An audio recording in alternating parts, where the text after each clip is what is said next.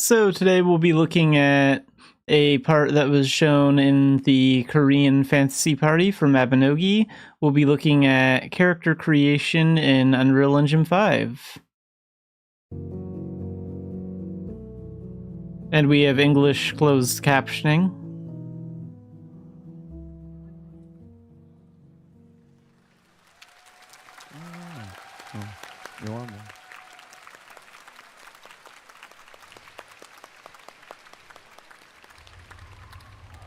There's the login.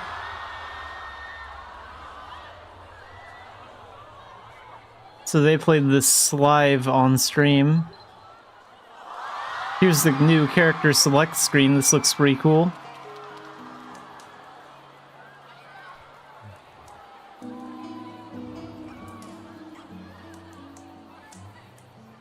안녕하세요, 밀레시안 여러분.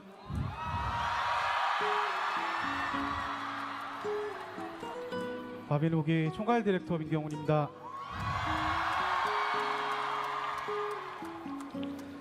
이번 이터니티의 소식의 시작을 제가 직접 보여드리고 싶었습니다. 그래서 캐릭터 생성 과정을 제가 직접 좀 So the director is going to show us the character creation process for Unreal. 업데이트 후에 실제로 만나보실 모습은 지금과는 조금 다를 수 있는데 지금 현재 저희가 구현해 놓은 모습을 천천히 보여드리도록 하겠습니다. 이렇게 하나씩 선택할 수 있고요. 새 캐릭터를 선택해 보겠습니다.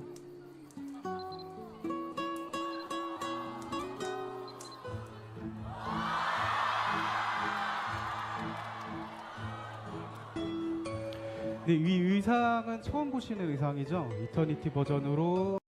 This is the first time you've seen this costume, newly created in Eternity version. This is the newbie wear, okay. 전에 잠깐 소개해드린 것처럼 이런 형태의 A while ago, yes, as I briefly introduced, this is now... 신발도 이제 구현해 볼 수 있고요. Now let's implement pretty shoes in the shape of... 일단은 남캐를 한번 잠깐 보여드릴게요. Okay, first the male character. So yeah, you can pick the male character's age. And this shows you like the stats. Because the stats are like slightly different. 이렇게 당연히 나이도 이렇게 고를 수 있고요. 능력치는 신경 쓰지 않으셔도 됩니다. 임시 수치로 넣어둔 거예요.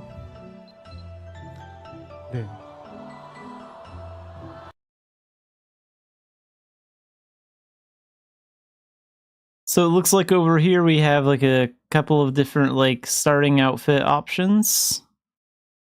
So like this is the newbie wear over here, and it looks like you can pick like one of these other 3 outfits to start with. So far this looks really good.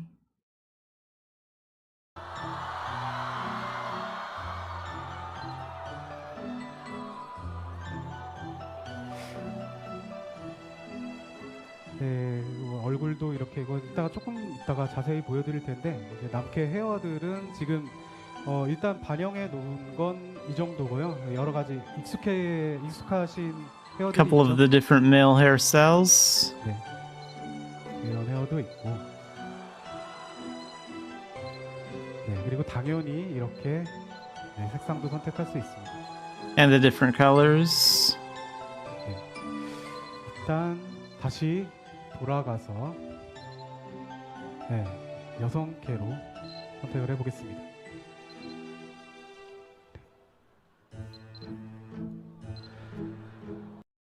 And you can notice, like here, you can see some of the hair clipping through her outfit.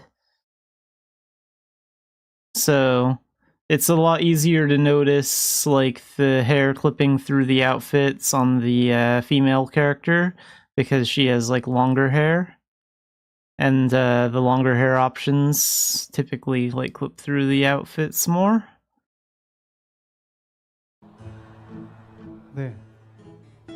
예쁘죠? 예쁜 건 Yeah, you can see it like better up close. You can see how it's like cutting into the shirt and stuff. But it looked a lot better in game. That might just be like a character creation thing. Like when I saw like the in-game footage that's later, it looked a lot better and a lot less noticeable. 가까이서 봐야 됩니다. 이렇게 가까이서 보시면 이 디테일이 좀 보이실 것 같아요. 이렇게 의상도 이런 식으로 디테일하게 표현해서 구현을 해볼 수가 있고요. 피부 색상도 이렇게 선택한 대로 바로 잘 And different skin tones. That's cool. 네. That one's cool too. 이런 모습도 그렇고 다양한 모습을 볼 수 있고 저는 개인적으로 좋아하는 연한 복숭아 빛을 선택하겠습니다. 이 헤어도 이렇게 반영이 되는데 아마 지금 잘 아시는 헤어들이 있을 거예요. 아시는 헤어들이 있고 그렇죠. 이 헤어는 좀 이따가 다시 보실 수 있을 것 같은데 저는 Okay, this hairstyle doesn't clip through the outfit at all. So that's good.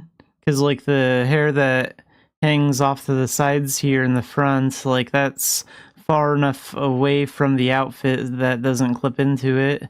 And, like, the ponytail in the back goes out far enough to the point where it doesn't, like, clip into the back of the character at all. 죄송합니다. 제 취향대로 일단 선택을 해보겠습니다. 그리고 눈도 지금은 이 정도로 반영이 돼 있고요. 눈도 아마 Couple of different options for eyes. 네, 이 눈으로 선택을 하겠습니다. 제가 헤어 색상을 안 정했네요. 제가 그 블루 계열을 좋아해서 여기 제 Changing the hair color? 명확하게 있지는 않은데 다른 의도는 없습니다. 블루를 선택을 하겠습니다. 그리고 눈도 맞춰야죠. 네, 이렇게 맞추겠습니다. 그리고 입은 Yeah, changing the hair and eye color. 그리고 장식이랑 화장도 있는데 이 부분은 나중에 또 보여드릴 기회가 있을 것 같습니다. There are decorations and makeup too, so you can use that. 네, 이런 프리셋들을 확인하면. Yeah, and here's some of the different like starting outfits. Now he's going through like those options. This one goes really well with the blue hair. 하실 수가 있습니다.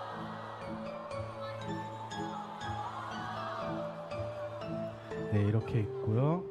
그리고 이렇게 가까이서 보시면 좀 재질감이 좀 다르죠?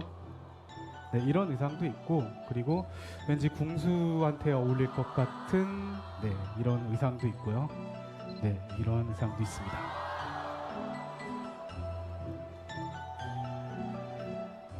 네, Yeah, this one looks pretty cool. Looks like an outfit that maybe like a priest or a healer would wear, like a priestess or a healer. Or a mage. 이제 본격적으로 한번 떠나보겠습니다.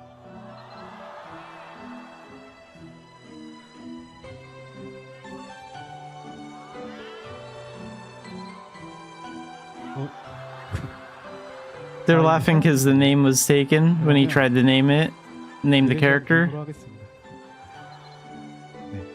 서버는 지금 유튜브 하나만 반영을 해둔 거니까 혹시나. The server currently only reflects one loot. They might be talking about like loot server. Since I've already done it, maybe other than loot, I hope the servers aren't upset. Okay, so he's gonna create the character.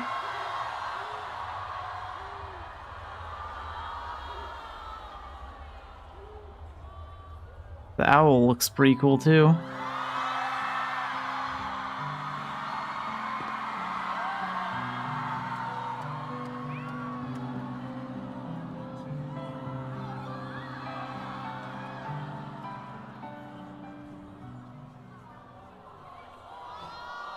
어떠세요? 밀레시안과 에린을 연결해줄 조금 새로운 모습의 소울 스트림입니다. The soul stream looks pretty good. I like how they added some color to like this part where you walk around. Like there's some blue, some gold, and maybe some like blue and purple more in the center where now is.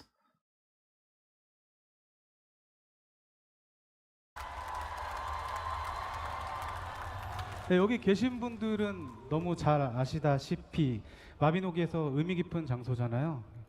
네, 그래서 좀 더 가슴에 남을 만한 모습으로 변화를 시도해보고 있습니다. 우리 나우가 쳐다보네요. 네, 아이고 죄송합니다. 제가 지금 손이 떨리고 있어요.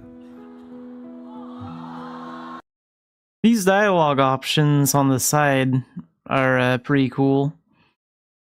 Like, I like the way the boxes look for text and everything. So far, this looks pretty good as far as the interface goes for like chatting with an NPC. 네, 하나하나 말을 걸어보고 싶지만 지금 이제 보여드릴 게 좀 더 있기 때문에 메뉴로 바로 가겠습니다. 네. 다음에 또 만나요. And now she's gonna send us to Aaron. Wait, let's go back just a little bit. This was just a brief moment, but it looks like this would be like the loading screen. That might change like before it comes out. This is just a test play that they're going through. But this is simple. It looks nice. Wouldn't mind if that was the main like loading screen. And then they finally get into game. And you can see that there are like a couple other characters out here. These might be members of the development team that are like working on it. Or it could be some sort of closed beta in Korea. Either way, I think it's a good thing that they're like stress testing it.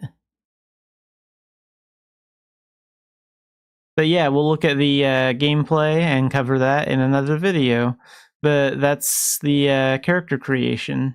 And so far, I think it's pretty good. So this video recently came out in Korea about 18 hours ago, 18 or 19 hours ago, almost a day. And this is called Mabinogi Eternity Battle Testing and Development Status. So let's take a look at this. And we have English closed captioning for this.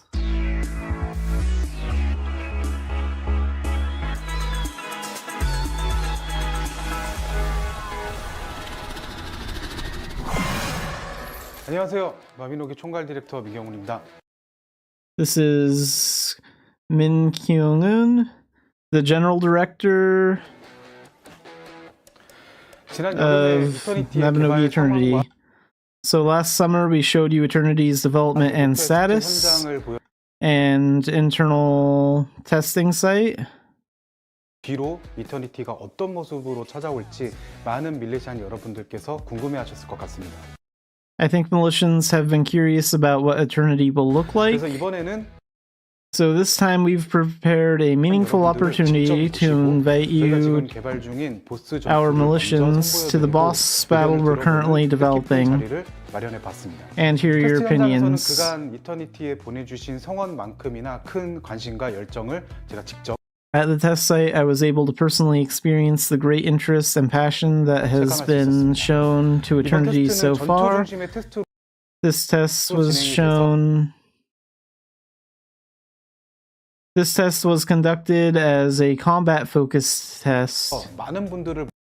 So this is going to be like about the... I think it's going to be like about the Glass Scavellon boss fight. I prepared this video to convey the changed appearance of Eternity. Okay, so if we actually turn these off for a second, we can actually see the game screen right here. We have a better idea of what the UI is going to look like. It looks like there's some status effects listed down here. Our HP, our MP, and our stamina skills will be down here. I wonder if you'll be able to move this around the skill bar. And we can also see what the minimap will sort of look like. And then it looks like this is going to be the party information. So it looks like, I think these are the Arcana. So you'll be able to tell which party member has which arcana for parties just by looking at the icons. That looks like it's going to be pretty helpful. 생생하게 전해드리고 조금이나마 궁금하신 점을 Okay, here's the boss 이번 fight. 영상을 준비해 보았습니다. 그럼 지금부터 이터니티 전투의 모습이 어떻게 Now I'll show you how the Eternity battle has 테스트 changed 현장과 함께 step by step along the test site. 이번 테스트는 This test will present a reimagined version of the battle 밀레시안 with 분들의 기억 속에서 the 자리하고 있는 지원 with the final boss, the Glass Gavilan. 글라스 기분행과의 전투를 새롭게 재구성해서 선보여드리게 됐습니다. Yeah, so we've seen some new Eternity posts about this guy, but now we can actually see like some of the boss fight in action. So this looks pretty good. We can see the full what the interface will look like. So here's our skills. There's the boss's HP. And you can see all your party members, what arcana they're in, who's the leader. The mini-map is over there. It's being blocked by the Mabinogi logo, but the mini-map is there. And this is the new boss room. They talked about this in one of their posts. The boss room is going to change. The gargoyle statues are going to do more. You're going to have to, like, do something with those gems, those purple gems over there. 구현하려고 노력을 했고 이러한 디테일과 발전된 표현을 통해서 보스전 Yeah, they tried to add like more movements and mechanics. So here you can see the way that it currently is, and here you can see like the new changes that they're making to it. 패턴이 완전히 다르지는 않습니다. The strategy pattern is not completely different from the existing boss battles. However, we added new gimmicks to provide a variety of changes within the familiarity so that you can fully enjoy the fun through cooperation with party 그리고 members. 강화된 시인성과 화려한 연출을 통해서 공략의 And we put a lot of effort into making the game more enjoyable through enhanced visibility and splendid production. 더할 수 있도록 많이 노력했습니다. 계속해서 다듬어 가면서 We plan to continue to refine and perfect Eternity's unique boss battles. 나갈 예정이니까 앞으로의 변화도 많이 So please look forward to the future changes. 이번 테스트에서는 플레이온의 And in this test, we increased the expressiveness of skill effects, 구현하기 어려웠던 새로운 along with new productions that were difficult to implement 스킬 이펙트의 표현 in Pleon.력을 높였습니다. 글라스 기분엔의 패턴과 기믹 As you break through the Glass Gavilan's mood patterns 파괴하면서 일정 and gimmicks 구간에 도달하게 되면 and reach a certain point, a cutscene-like transition scene will appear. 전투는 그대로 Even during this moment, the battle continues, 긴장의 끈을 놓지 so you feel the tension without letting go and 이제 새로운 feel 페이지가 시작된다라는 느낌. the feeling that a new page is beginning more clearly. Yeah, that's pretty 전환 cool. 연출이 끝나면 이 페이지로 접어들게 되고 After the transition is finished, it will fold to page 2. 더 긴장감 있는 The background changes to a more tense one and a more violent Glass Gavilan. 나타나게 됩니다. 페이지 전환과 함께 패턴뿐만 아니라 공간의 분위기도 변경하면서 We intended to create more fast-paced and tense battle experience by changing not only the pattern but also the atmosphere of the space along with the page transition. Feedback you've given us during this Glass Gavilan Basics battle test will be used as valuable data to refine the overall battle tempo. Okay, yeah, so it looks like this is maybe going to be some sort of like closed beta test that actual players can do. Hopefully that's the case over in Korea. And it looks like they're open to feedback, so that's good. That's definitely the right move if that's like what they're doing. 발전된 모습을 기대해 주셔도 좋습니다.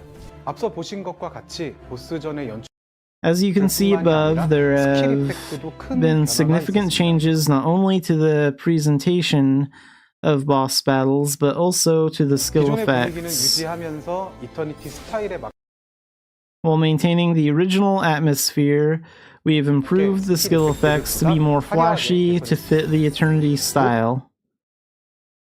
보다 색감과 궤적 그리고 피니시 순간의 연출을 강화해서 Overall, we have strengthened the color, trajectory, and finishing moment presentation to ensure that it can be recognized at a glance even during party play. And we will continue to work hard to develop it so that we can continue to show you more advanced Arcana skills in the future. 이터니티 프로젝트의 아주 일부 I believe that the fact that we were able to show you a small part of the Eternity project 아마 직접 보여드리고 이렇게 현장 테스트까지 and conduct field 진행해볼 수 tests 있었던 like 것은 this 오랫동안 이터니티를 기다려주신 밀레시안 여러분들의 관심과 응원 덕분이라고 생각합니다. is thanks to the interest and support of all the Militians who have waited for Eternity for a long time. We will do our best to show you an improved version as soon as possible. So, yeah, I don't know how long it's going to be before we get new information. But I'm assuming that we'll get another update on Eternity by the next fantasy party, which will probably be like in June sometime.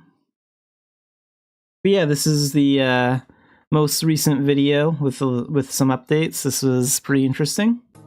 Okay, so we're going to be taking a look at the Mabinogi Eternity project, but we're not going to be looking at it on the NA site, we're going to look at it on the Korean website, because the Korean website has more information, so let's hop over there real quick. So on the main official Korean Mabinogi website, right down here you can see Mabinogi Eternity project, let's click on that. Then we click on the Mabinogi logo in the center. And there is a lot of stuff to read here. I think it's better if we go to development history. This is everything listed. So we have 1, 2, 3, 4, 5 categories to look at. So this will give us more information and a few more screenshots than what we've seen before on the NA site. So let's take a look at this one first. Taking the first steps in the news of Eternity. As many Militians have been waiting for, we have opened a space exclusively for the Eternity project. I hope they do something like this for the NA site as well, but for now, there's only one on Korea for it, which will deliver exciting news in the future. As I'm about to deliver news to Militians in a new space rather than the developer notes or website announcements, it feels a little different. And I'm nervous all over again. Here we will conveniently report issues, concerns, and development news that our Mabinogi team has encountered while working on the Eternity project. We want to give you the feeling that we are continuing to develop with Militians over a long period of time. Of course, depending on the speed or progress of development, it may be difficult to provide news more frequently than expected.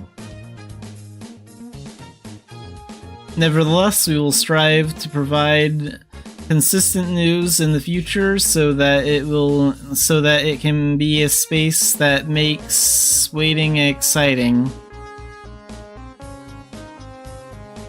As this is the first story told by Militians in this space, I would like to briefly explain the current status and direction of the Eternity project.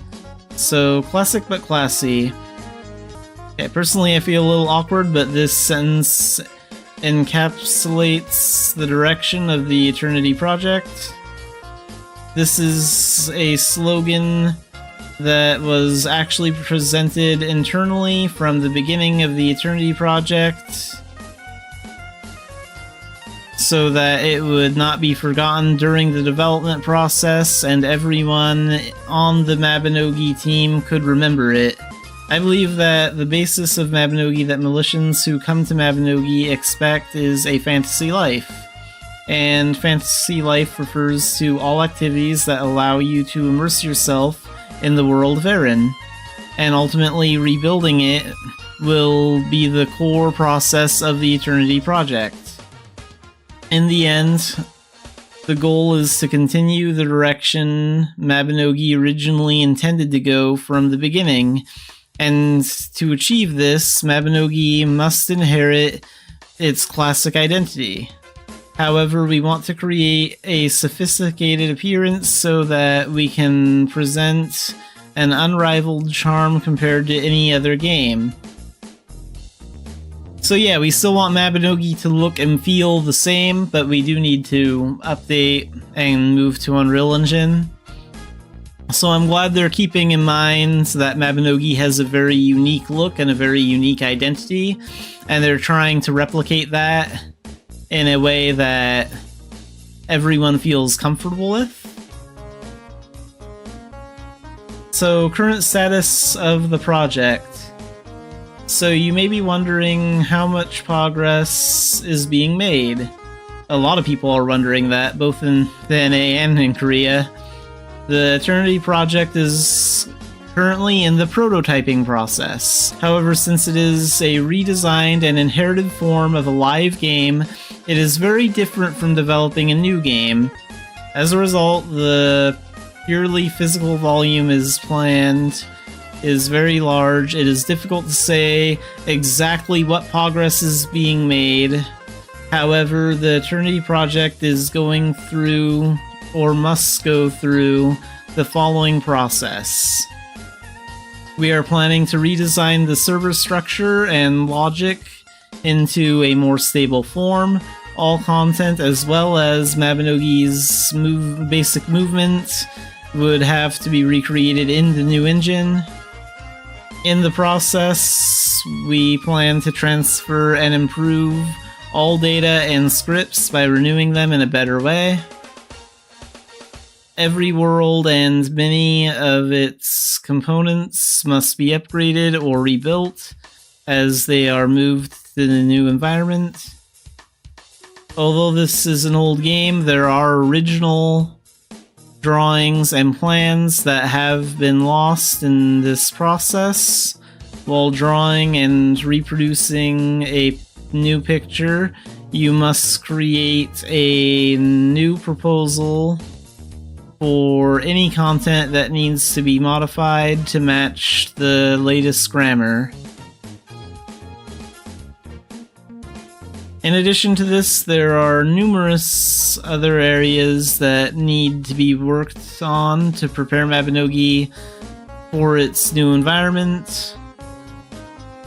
In order to complete all this within a reasonable time and present good performance, I think we need to make bold choices, such as excluding infrequently used resources or content. We will explain the development process step by step and share our concerns. With this direction in mind, our Mabinogi team is working with a lot of worry on one hand and excitement and fun on the other. And in the future, we will use this space to tell various stories and be with Militians through the Eternity updates. So I thought about various ways to show the process. To enable this process to be developed together, we ask questions about what issues each person in charge of is actually experiencing and what concerns they are having. I thought it would be better to tell a more direct story about the development. However, not all people in charge, including me, have talent for writing, so they may be poor at writing. I'm a little worried that it may not always be interesting. Nevertheless, the sincere wish to create a permanent world of Aaron is. I wanted to go through this process together because I don't think there's much difference between us and Militians. We expect to be able to tell a wide range of stories by trying more diverse things in the future. Mabinogi Eternity is a fantasy life we create together. So this is why I like the new Korean director. Like, he's saying that not all of their posts will be super exciting to read about, because a lot of it is just boring technical stuff. but he wants to be very honest with the player base, and that is really good. So I really appreciate that they're choosing to be direct with their players about what's going on.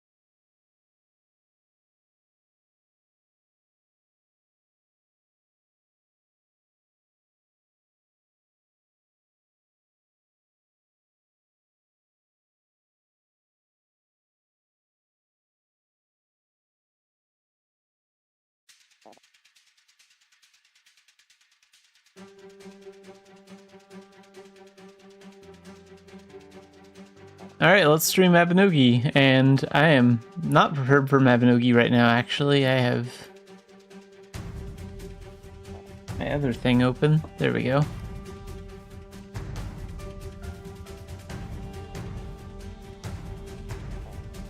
Alright. So today we're gonna do event stuff, we're gonna do some shadow missions, and gee, what else? I don't know. I was kind of hoping to make like another Eternity video today, covering one of those Eternity section posts on the Korean site, but unfortunately something popped up in the afternoon, so I couldn't record it.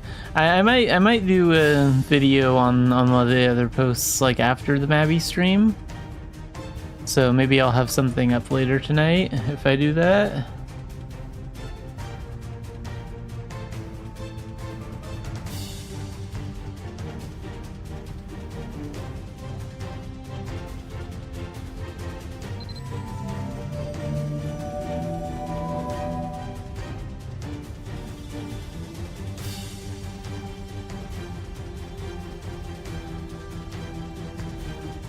Okay, let's do the bingo event, then the games for the magical pieces.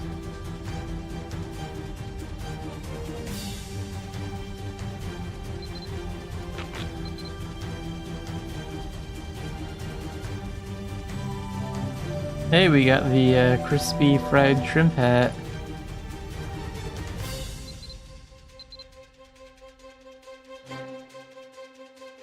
I'm after the perling, though. I'm not really a shrimp fan, actually. Not a big seafood eater.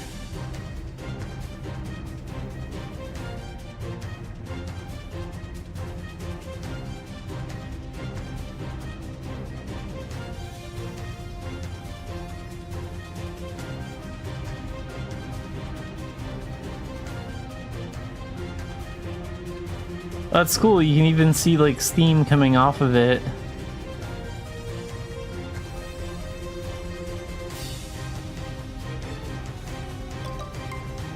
Must be a pretty warm hat to wear. This is the kind of hat you want to wear in Veils. Anyway, we'll put this somewhere. Okay, unlike the face accessory... Wait a minute, did the face accessory come from this event too? Yeah, it did. So that's weird. The faceware came with all sorts of restrictions. Can't put in pet inventory, can't trade it. But this one, the fried shrimp hat, you can... I think you can move it anywhere, right? Let's find out. Yeah. Weird that they would make this perfectly tradable, movable, and can go into pet storage. And then for some reason this faceware that's not even that impressive, for some reason can't be put in pets? It's not tradable? Like, why would they do it that way? It's a bad decision. Just seems weird is all. Honestly, I'll probably just end up throwing this out or shoving it in the bank, because I can't really, like, move it anywhere.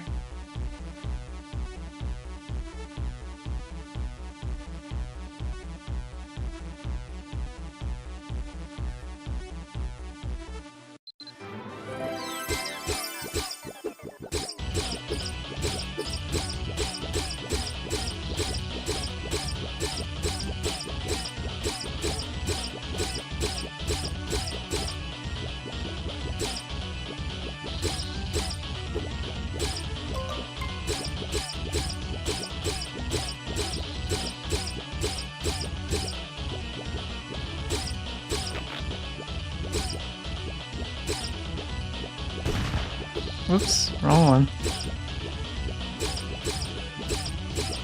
Let's see if I can get the fancy rats. Hey, there we go, we got one rich rat.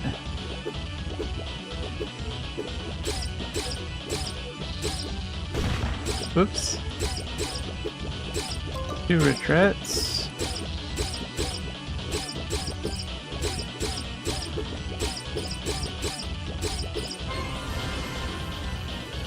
Yeah, we got two of the royal mice. And then the dance, which I will probably fail at. I'm way out of practice at this.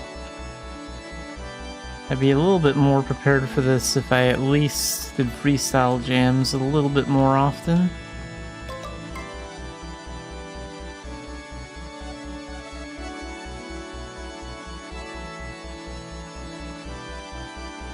And some of these combos are near impossible. This one's not so bad.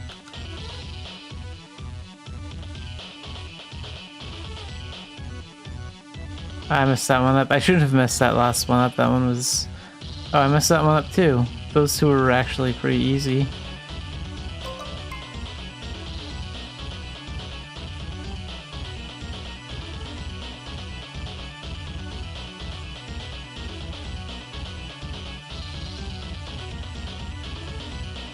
Okay, if I'm messing up the simple combos, then that just means it's not a good day to combo.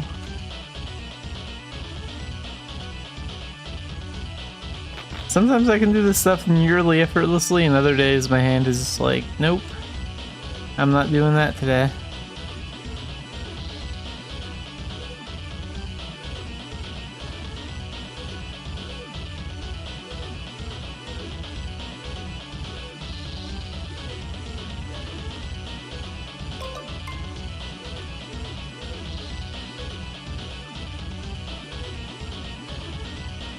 Yeah, I'm really messing up a few that I should be getting with these. Come on. There we go.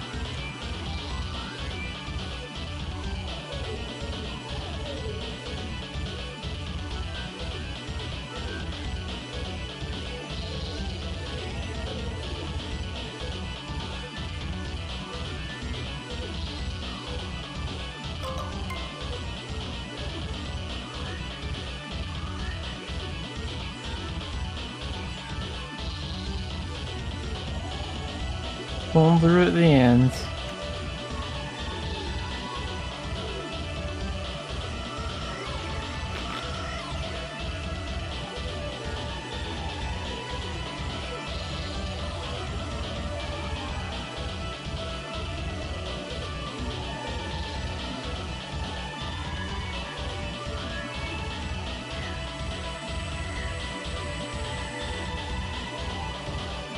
Huh.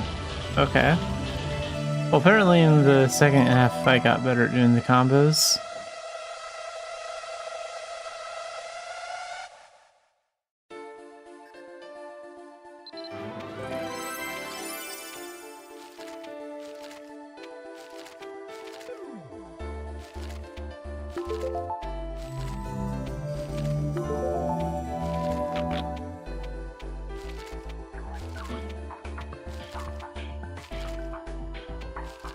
Wait, did I find that one there? Yeah.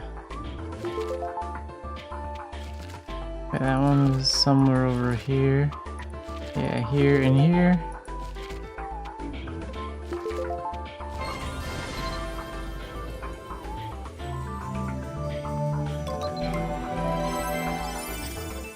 You only need to stack one cake to pass this one, then you can kind of just wait for the timer to run down, but I'll stack as many as I can this time. Put in the effort. Why not?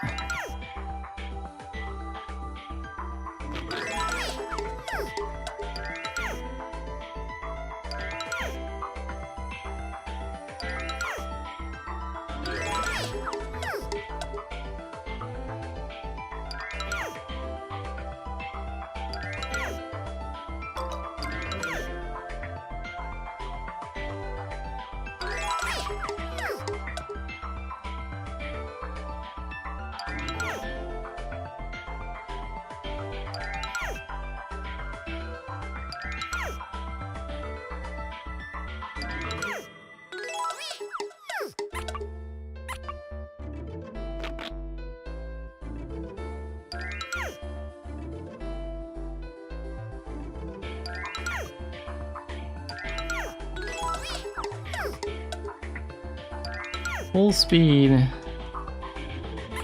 Oops.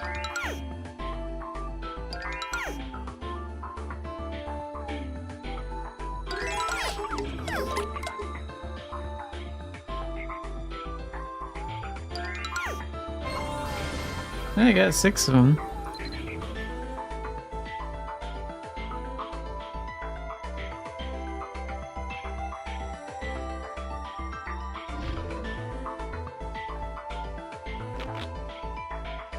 Okay, let's combine those.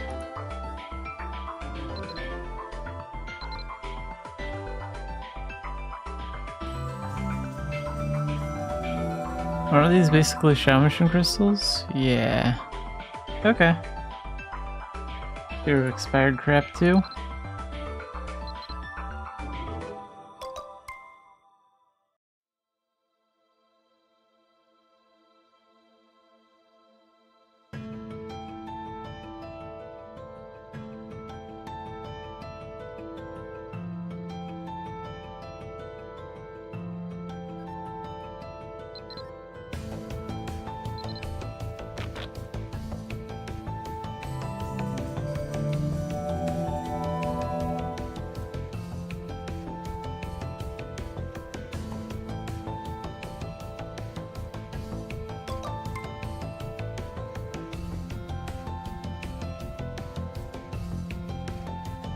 And this is a rank 1 piece.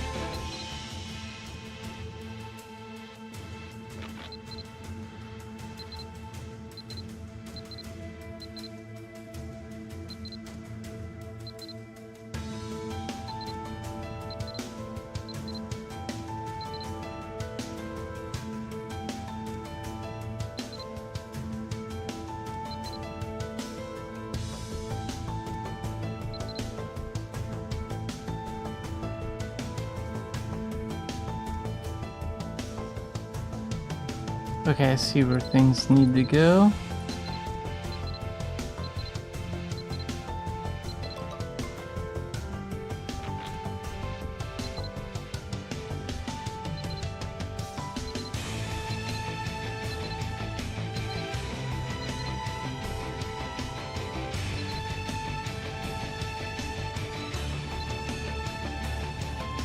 So we don't get like a grade 1 piece for that? Okay, if we don't get pieces for that, I'm not gonna do that one anymore. Why waste the effort?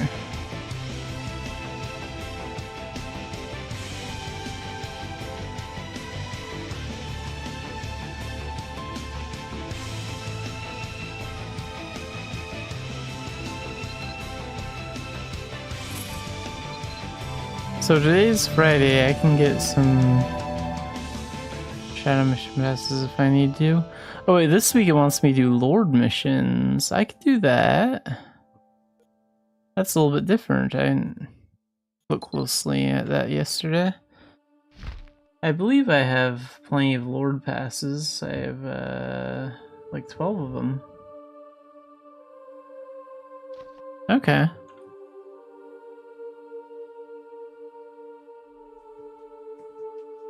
Let's go clear a Lord mission.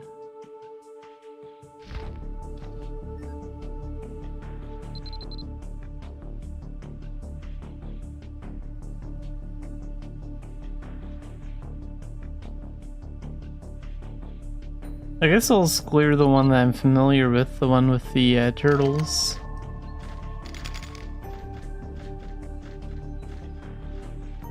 It's pretty short.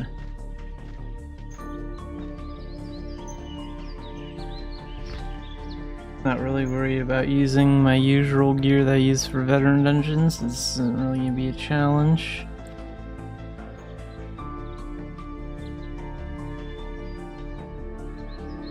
Only heavy hitter will be the boss, and even they'll be pretty easy.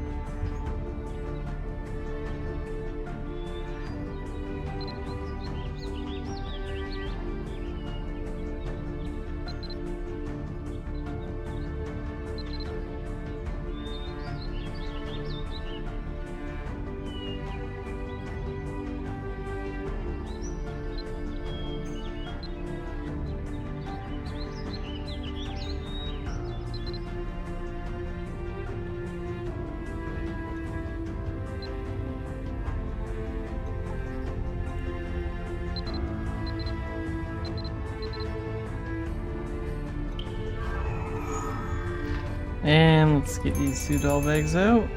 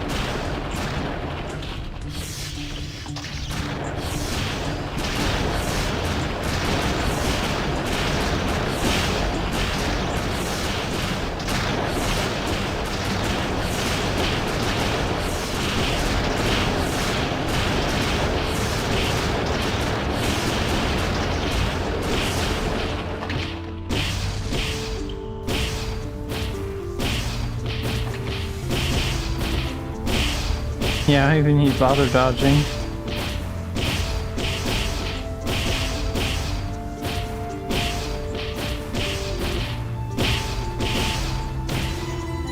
Okay, done.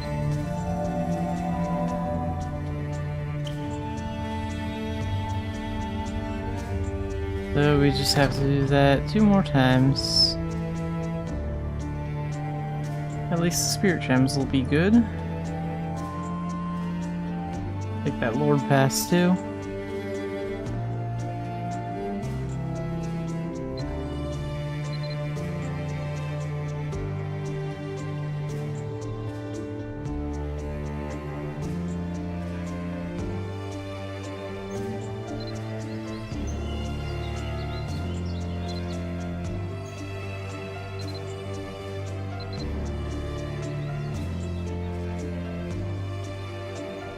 Yeah, I counted, just making sure.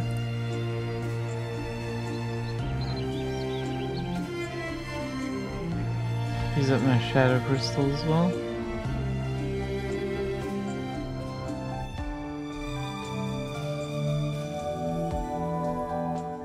Where'd that thing go off to? Oh, there it is.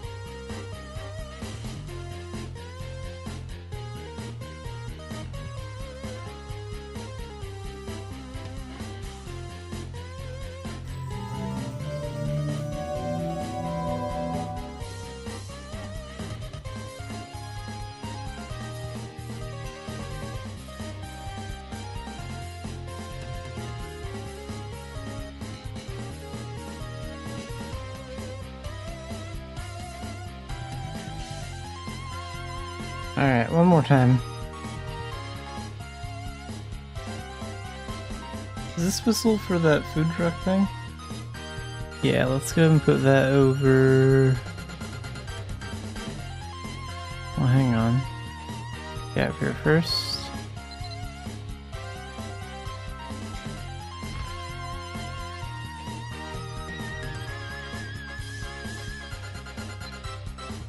Then put that over here.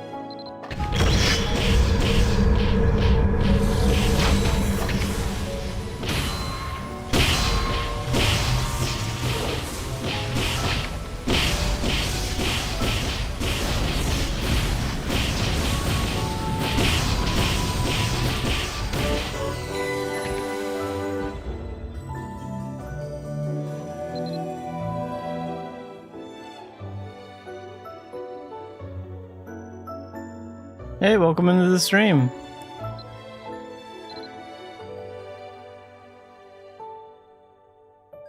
Just getting some stuff for the master plan event done. So 3 Lord Shadow missions is checked off the list for this week. And then we have to run...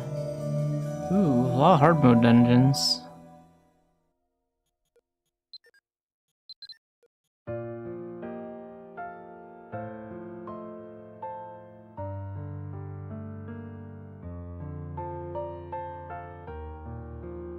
Ten new lad dungeons, so 9 more of those to go.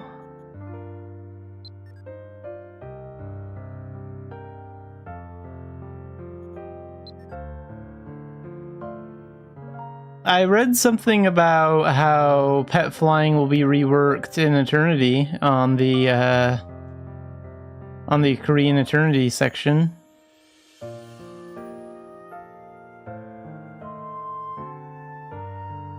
Yeah, I haven't made a video on that one yet. I made a video covering the one about how life skills will be changed and like the different types of crops and stuff like that. But yeah, I was looking at the flying one. That might be the next video I do, which I might like record tonight or tomorrow. So very cool that they're still posting on the Eternity site.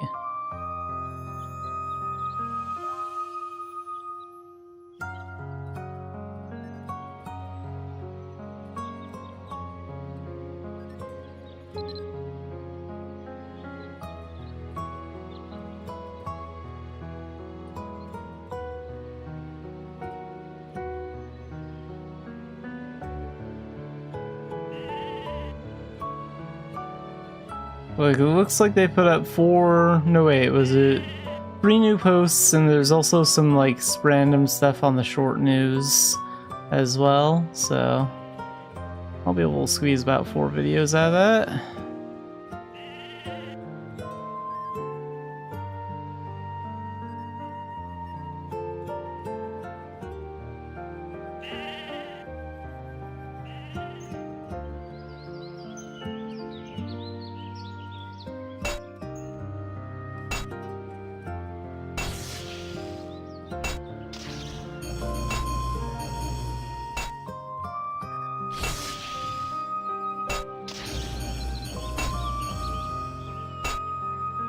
Oh, is this a Pieka dungeon?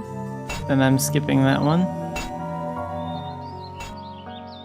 If I remember reading right, I think we're gonna be able to fly, but like, there won't be a button to land, so we'll just be able to like fly and then like land without like pressing a button, which is kind of interesting. It kind of actually reminds me of Dragon Ball Online. It's not really a common MMO among like US players, but in like Dragon Ball Online, you press spacebar to jump, but if you press space twice, then you fly. And then like, you don't have to press a button to land, you just kind of have to approach the ground. So it's kind of, it's a lot more fluid than the flying in Mabinogi. And that game is really, really old, like, I don't know how old, but...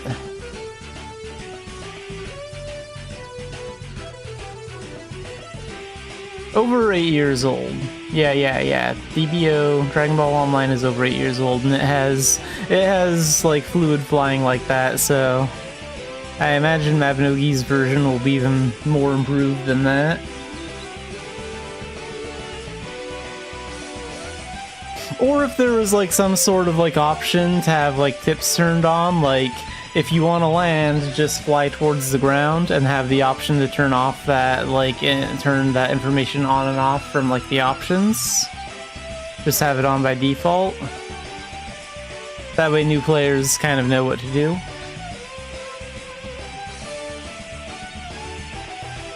I wonder how that's gonna work for like pets though, like with the Nimbus. Like, how do I take off from the ground then? Do I just press like one button to take off and then I fly to the ground, or does it just always kind of float at different heights? Like, I don't know. It's gonna be very interesting to actually test that out.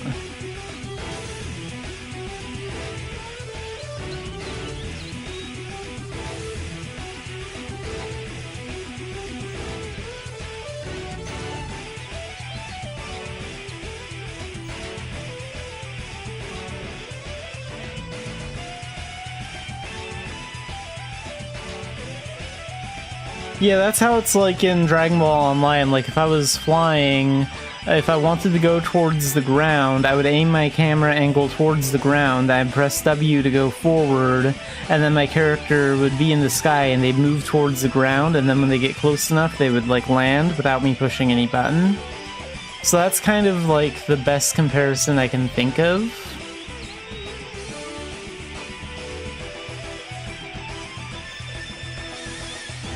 That's how I imagine it'll feel like, just probably a little bit cleaner, since it'll be updated and more modern.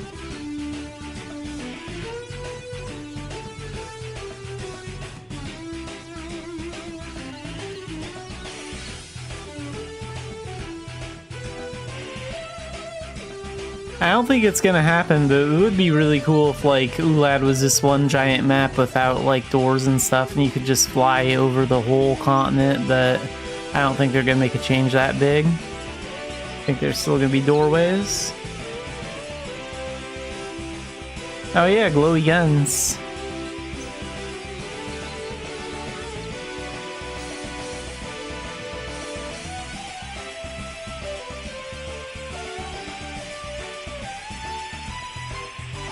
Sometimes glowy effects are kind of cool.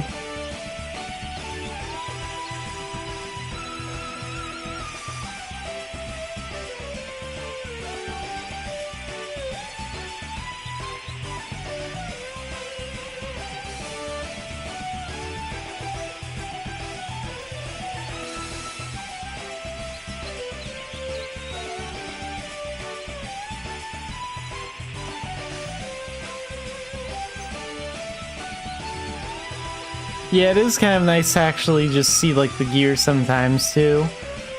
Honestly, I've never done anything related to Erg. I know it happens, like Erg upgrades happen in Avalon, but like I've never even bothered doing it since it came out. I hear it's a lot of work for like slightly decent results, but like I've just never cared enough to try.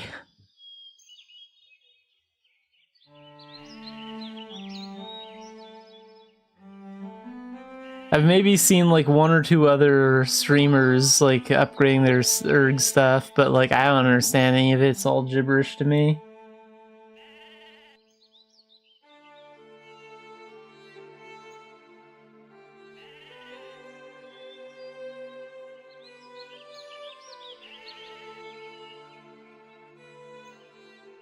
Yeah, it would be nice if there was a way to transfer it from like one weapon to another, because from what I understand, it's kind of a grind to like do it, so that would kind of make the grind easier, as if someone didn't want to have like that piece of gear anymore, if they could just move it over.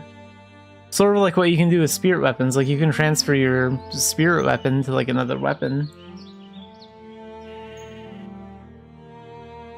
I think the Erg system needs a little bit of an upgrade.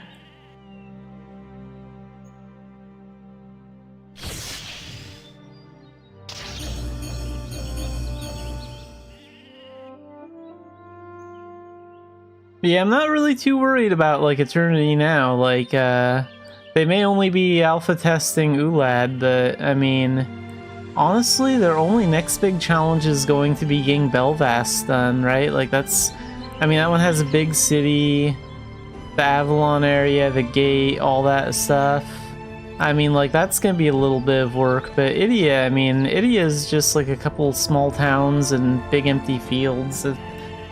They could probably get Idia done in like a few months.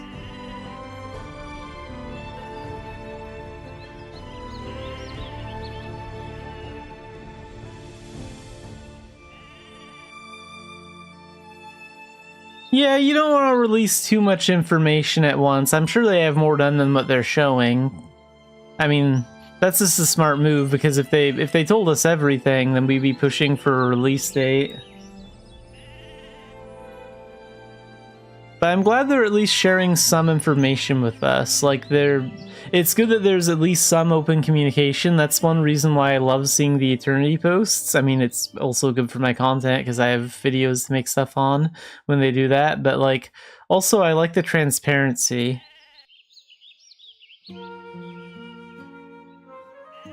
Project Eternity is something that really only works if the players and the developers work together.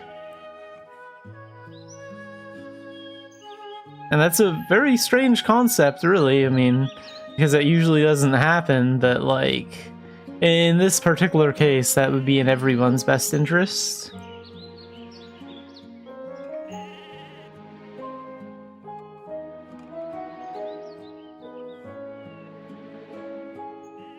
Yeah, when the playtests come out, I'll be looking over the Korean site. I'll see what kind of videos they post. I mean, assuming they're allowed to post videos. I don't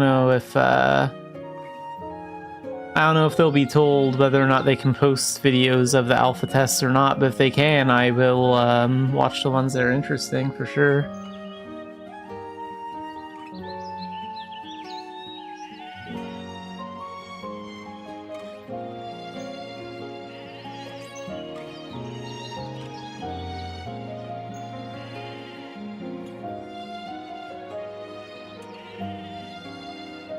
Yeah, Mabinogi has always been pretty open about content creation.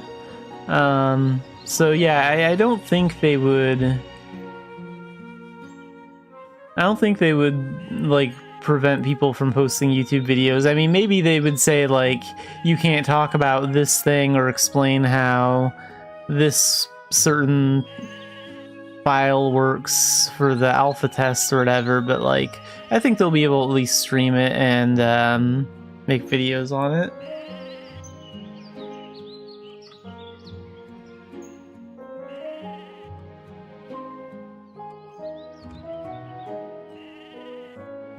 With any luck, hopefully we'll get a closed beta early next year.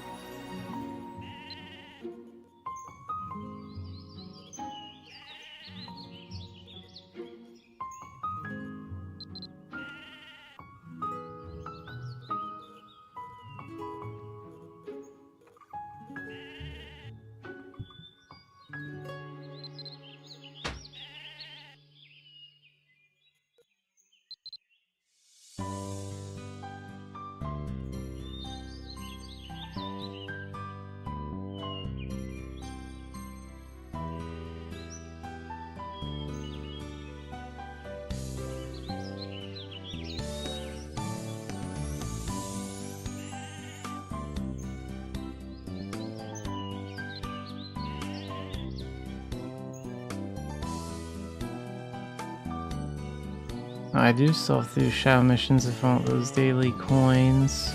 I don't know if I care about those daily adventure coins. What am I gonna buy anyway?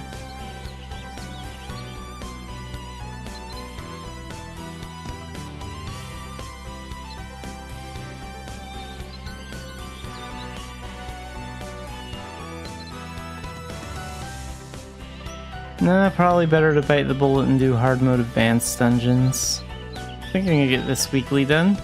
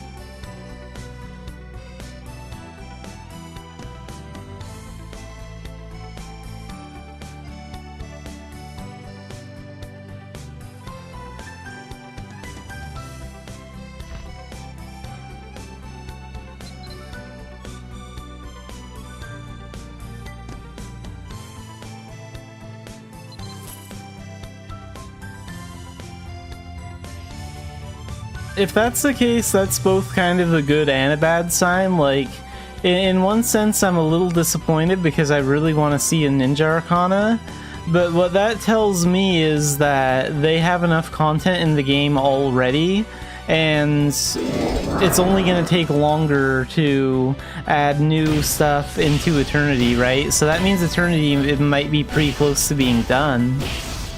And that's why they're saying, don't add too much new stuff.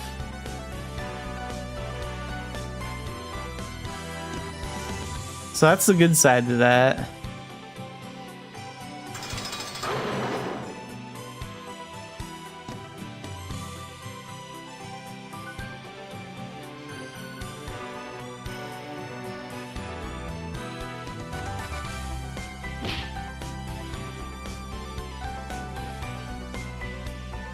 Like, I think when Eternity is, like, super close, like, when they're about a month away from releasing it, the smart option would be to stop making new content completely.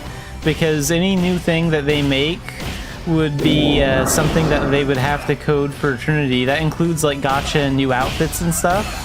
Like, when Eternity is a month away, the best thing to do would be to have, like, a massive pet sale of existing pets and, like, a big outfit sale of, like, existing outfits. Let players stock up on, like, what they want that already exists in the game instead of focusing on new content.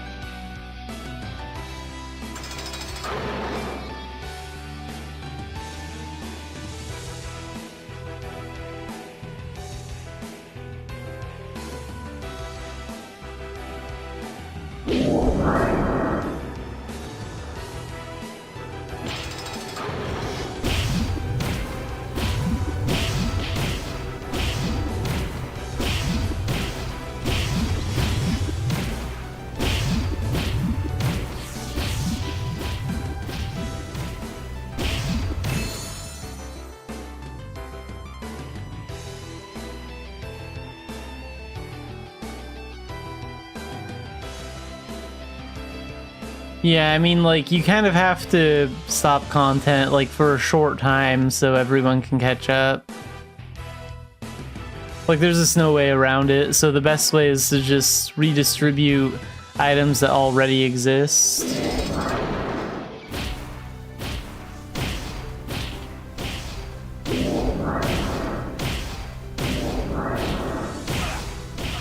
Because, I mean, there are a lot of Fashionogis looking forward to Eternity as well, and I'm sure they would appreciate, like, an outfit sale, like maybe there's an old outfit that they sold a long time ago that they wish they could get back that might look really cool in Eternity. So they might want a chance to, like, get their hands on that again.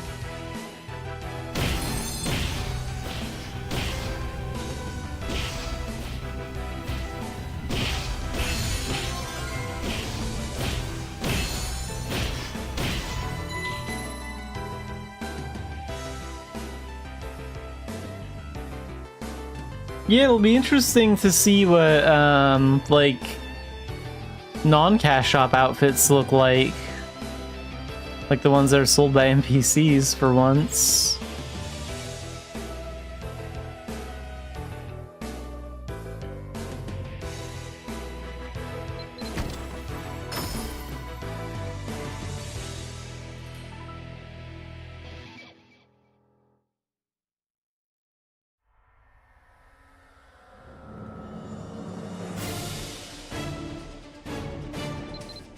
Or what about the Foamer robe that you use to go into Battle Dungeon? The Infiltration robe.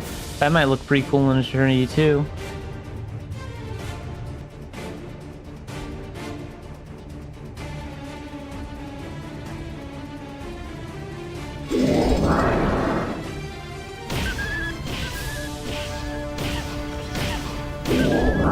Yeah, there's gonna be a lot of cool stuff.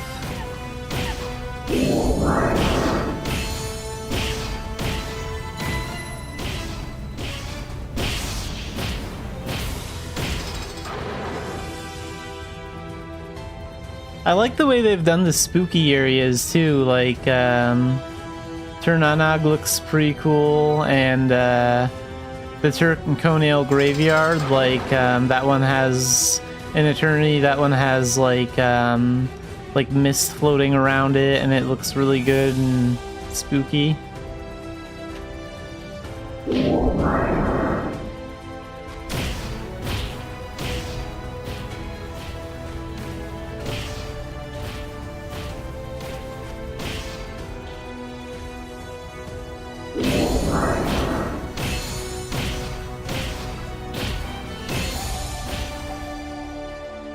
I thought it was interesting though, it looked like they aged Duncan down a little bit, like when I saw someone playing Eternity in the alpha thing at the party or whatever, Duncan looked about 10 years younger. I think he looks older in this engine.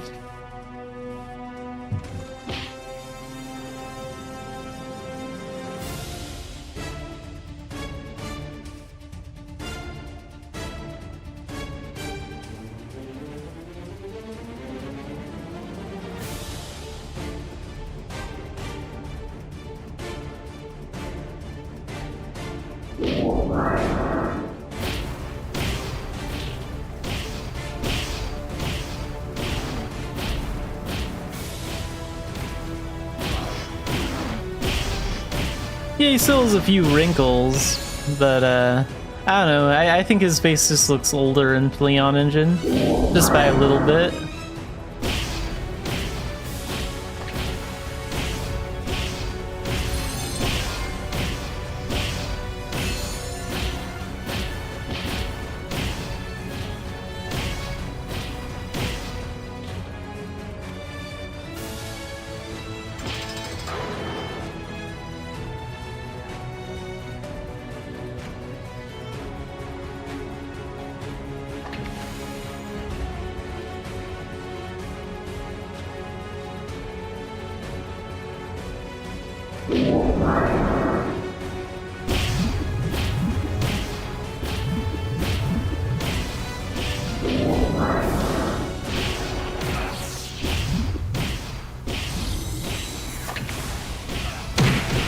Yeah, when Eternity comes out, I'm gonna... Xanafiedlion, well, I'll still use Xanafiedlion, but I'm gonna have to retire this character a little bit. I'm gonna create my... Like, when it first comes out, I probably will, like, play on Xanafiedlion or Neko, but, shortly after, I'm gonna have to create my first character in Eternity. Because, like, I want to go through the story again, but, like, with the updated graphics and, like, the changes to the dungeons and stuff.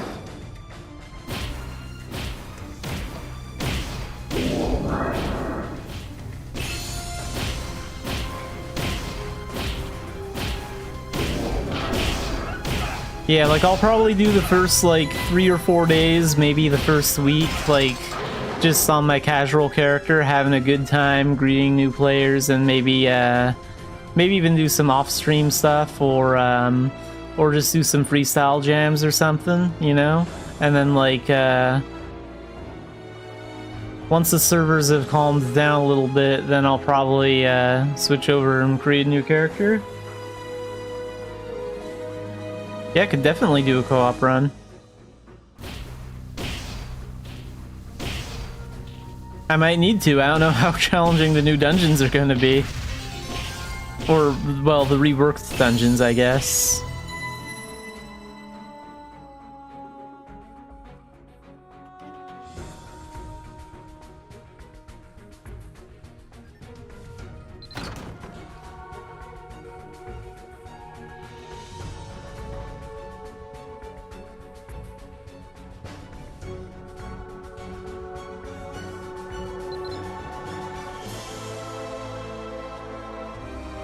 Okay, so that's that one twice.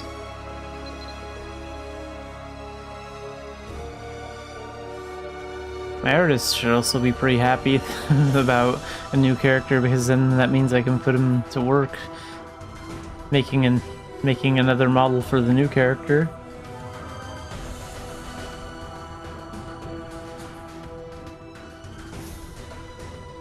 Oh yeah, I want older dungeons to get better. I am so tired of like only the end game dungeons getting updates. It's really frustrating.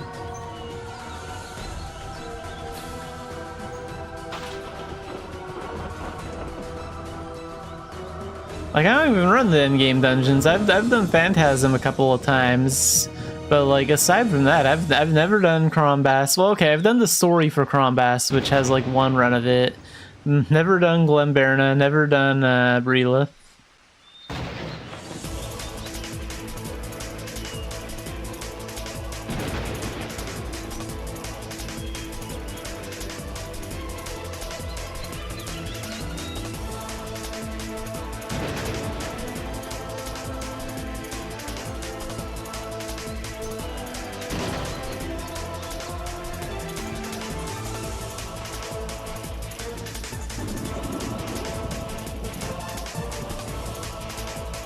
Oh, if the layout was always the same? That would depend on the difficulty, because you would have to replace the predictability with more challenges, because like when it's kind of a maze, sometimes that, well, then again, it being a maze kind of just makes it waste time. So yeah, I guess I wouldn't mind if it was just more to the point and you always knew where you were going, as long as the enemies were challenging.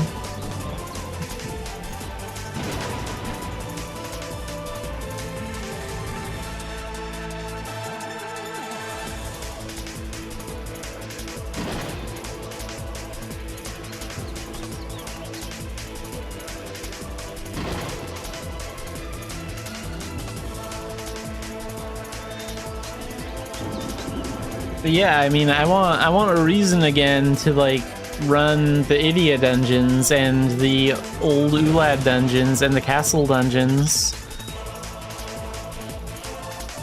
I noticed that like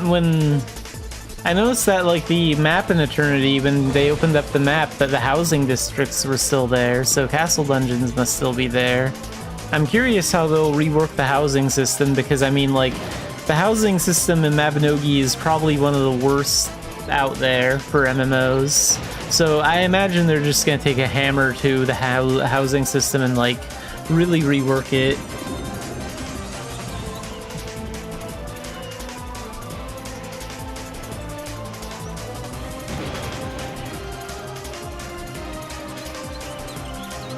I mean, like, I think they should take notes from both WoW and FF14, because like World of Warcraft's housing update was very well received. I mean, I've never played it personally, but I've seen a few videos on what people have done with it, and it's pretty impressive. It gets a lot of praise. So if I was in Exxon's shoes, I'd be looking at both those games and their housing systems, and like thinking of a way to make something similar.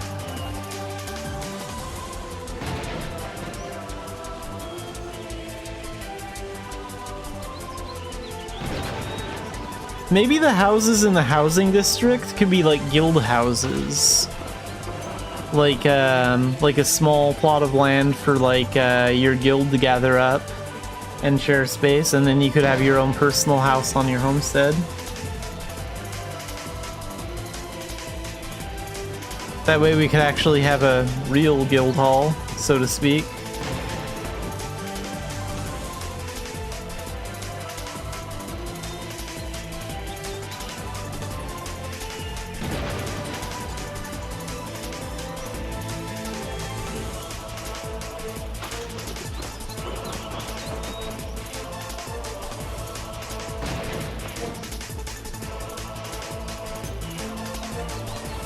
Yeah, I would love it if there was like more to the house system, because like I've seen the housing system in other games. I'm kind of jealous because like I never got into WoW because, well, it required a sub when I was a teenager and I couldn't pay that.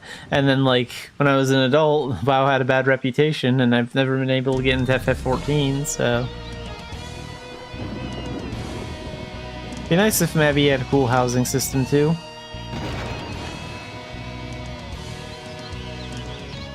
I think homesteads are mostly fine, like a little bit of tweaking for homesteads, but overall they're functional.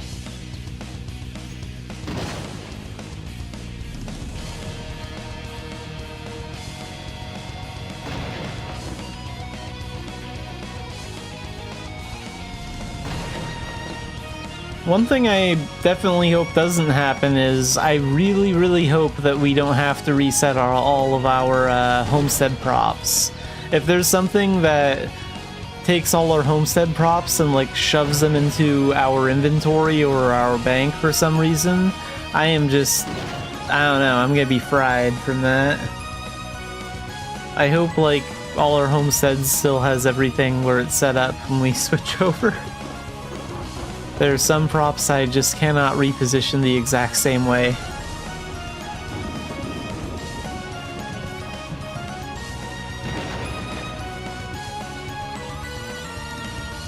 I only have one homestead that's like a tangled mess, and it's like, I don't know what's connected to what over there. There's so many. That would be a living nightmare. I'd have to redecorate the whole thing. And that would probably stress me out so much that I probably wouldn't want to even redecorate it and probably just leave it empty forever.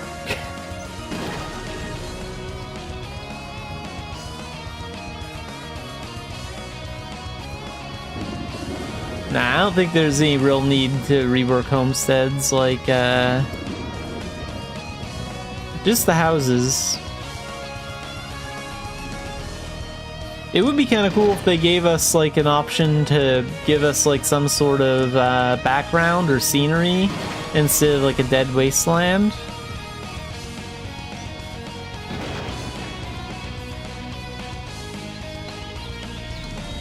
But like other than that,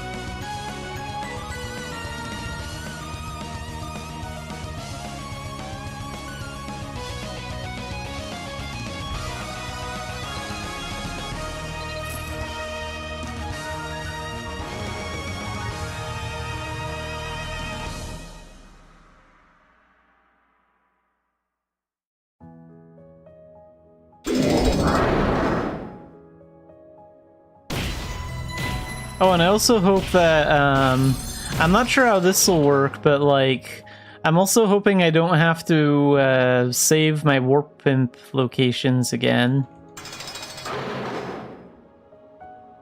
Like, I'm kind of thinking like an engine update could take away our saved teleports, and that'd be kind of sad, because Albi Dungeon in Turnanog is one of the first dungeons I want to check out when we reach Unreal.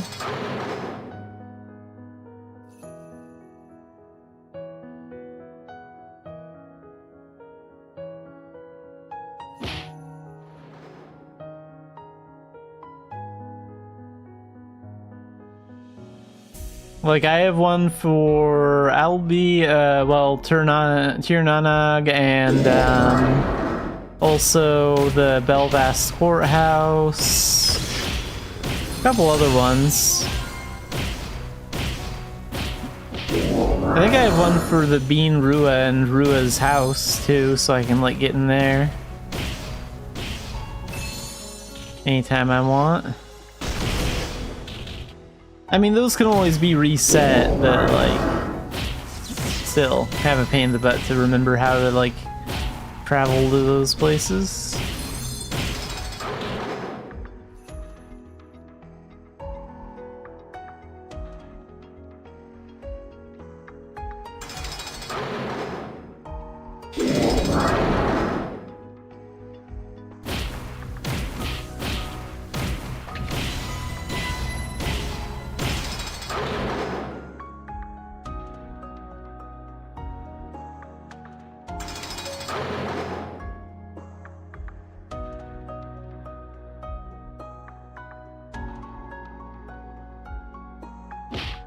Doesn't look like we'll be getting jumping though. I was kind of disappointed. Like I was watching some of the gameplay and it doesn't look like you can just jump normally yet.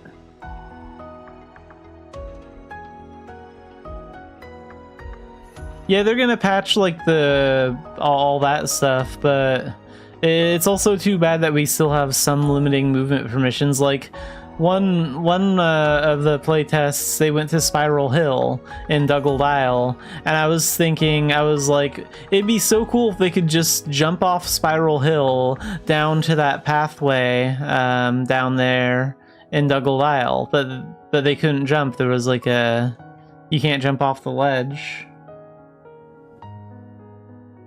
which is too bad.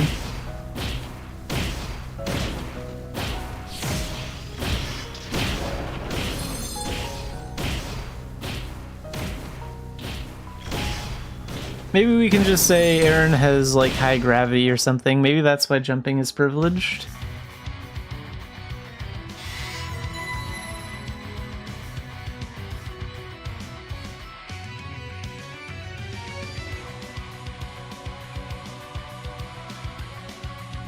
It's like Plant Vegeta. We have 10 times Earth's gravity here.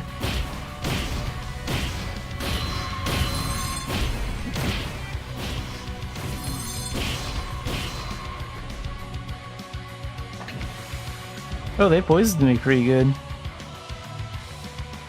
Those poison enemies do more damage than some veteran enemies these days. That's sad. I'm all for underwater content. Let's finally see what's underneath the void of Aaron's oceans.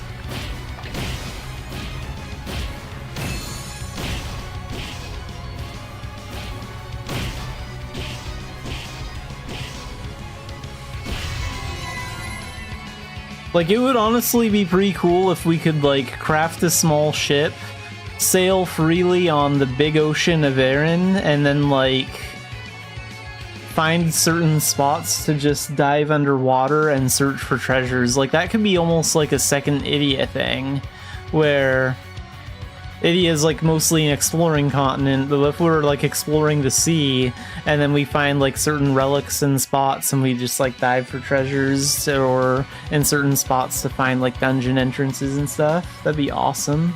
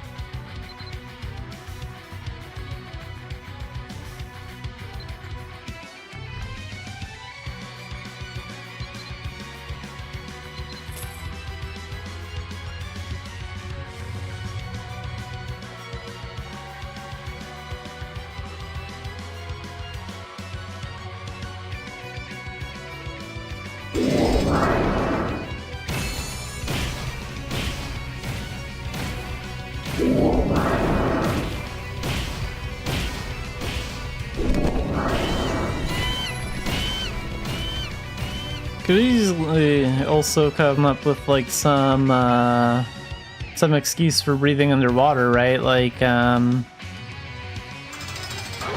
mean, we have bubbles in the game. You could just like wear like a bubble of air around your head before you like submerge underneath the waters of Aaron. Maybe use Mana Shield so the water pressure doesn't crush you. I don't know, there's a couple of ways they can do it.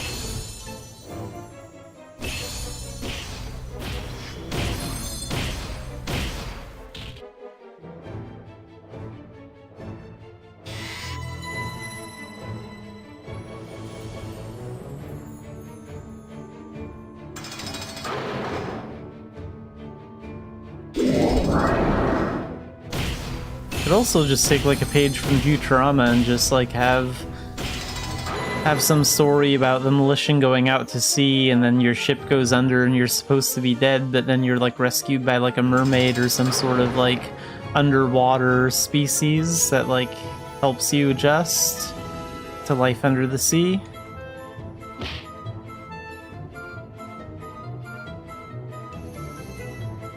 Could happen like early in a generation, maybe you're set out to find some sort of new continent that you don't reach.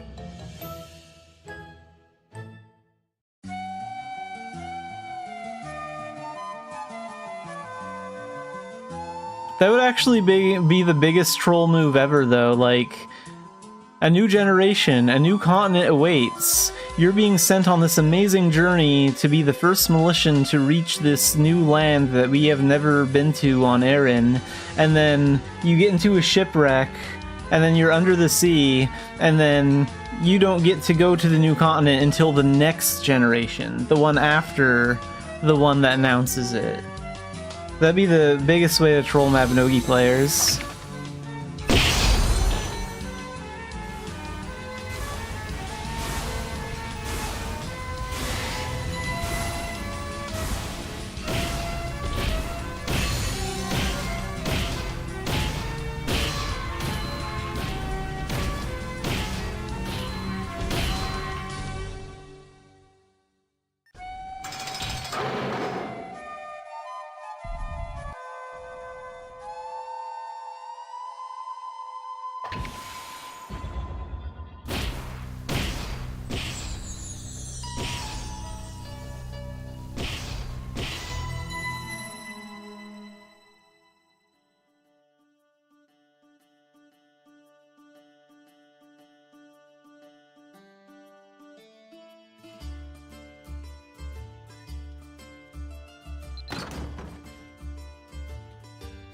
Commerce music.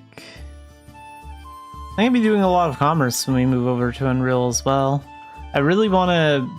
I'm really gonna want to take in the sights, right? Like, I don't want to use a lot of fast travel. I want to go through each area nice and slow from every angle.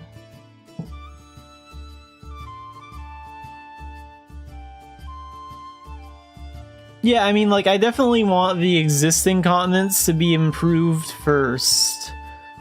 For them to both get to a point where, like, okay, we're out of ideas on what we can do with this stuff.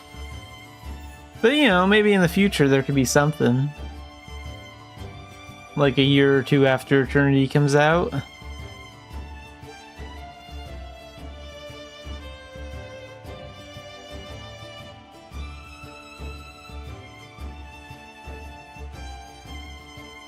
What I want is, I'll actually head there. What I want to see for Idia, this has always been... I love the Muyu Desert. This is by far one of my favorite areas in the game because it's... What used to be here was like a city that was supposedly when the elves and giants were working together, and like, look at the size of these dragons, right? Like, this dragon makes the other dragons look like about the size of a bird in comparison. The white dragon, red dragon, they're like a bird compared to this thing. What if we had this dragon as a raid boss, like a shadow mission that shows you the past, and this dragon was like a raid boss, and you could make like shadow missions out here of some kind where you like see images of the past of what this city used to be, and you learn the story of like what was here and what happened. I want to fight this thing, but unfortunately it's dead.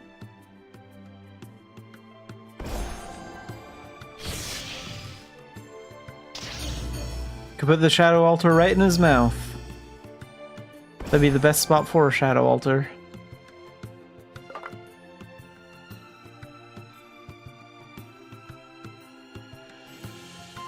But geez, I mean, like, this is where his stomach would be, right? How many? I'm a giant. How many giants do you think could fit in here? Like, what, 100?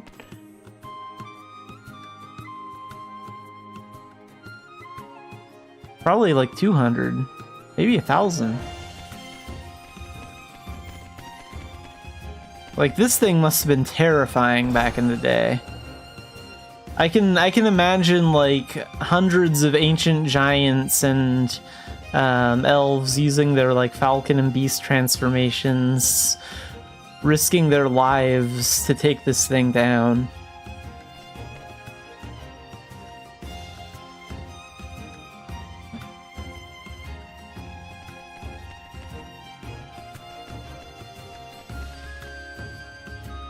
It's also possible that Nimhain just showed up and took it down in like one shot for some reason.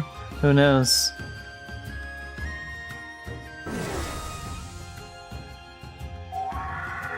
See, even the glass scaffolding is small compared to the mouth of this thing.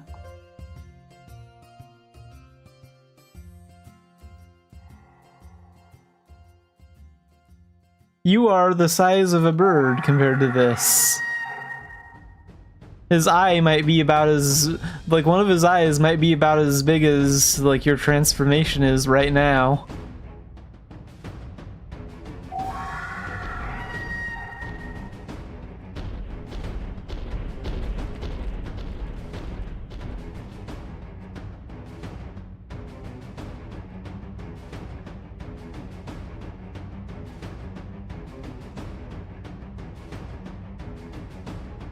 But yeah, bring back Ivia dungeons and like do something with this desert.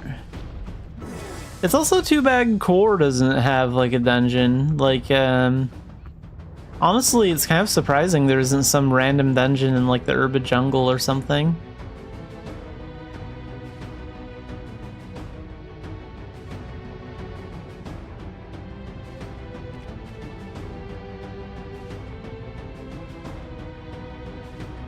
Yeah, I think Ivia is like vastly underrated as like a region. And if you like check like where the houses end on this map, like whatever city was here was probably about the size of Tara, maybe even bigger. Like, it wasn't a small community.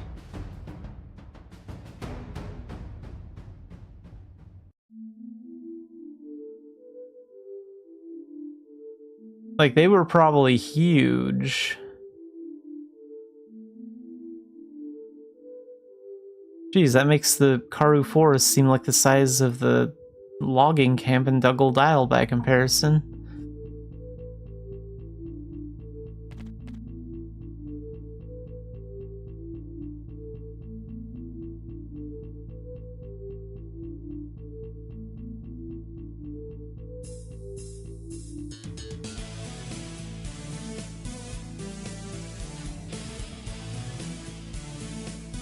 Even if it's not like fully revived, I mean, like, I just want to like travel, use some magic, travel back in time by touching some ancient artifact from Inidia, you know, that tells the past of this place or whatever. They've done that kind of thing 1,000 times.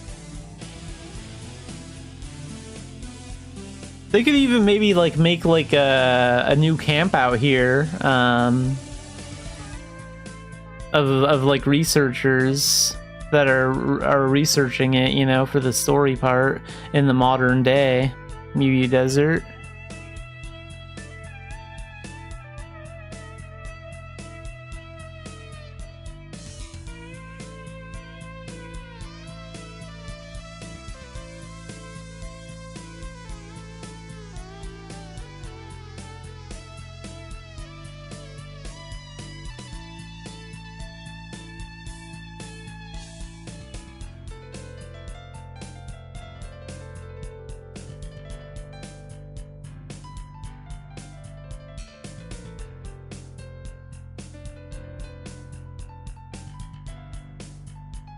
I definitely think like Albi Dungeon, Tirnanag, and Longa Dungeon, Coil Dungeon, and maybe like Fiat Abyss. Like those are going to be some of the top dungeons I visit in Eternity, just because of their unique looks alone.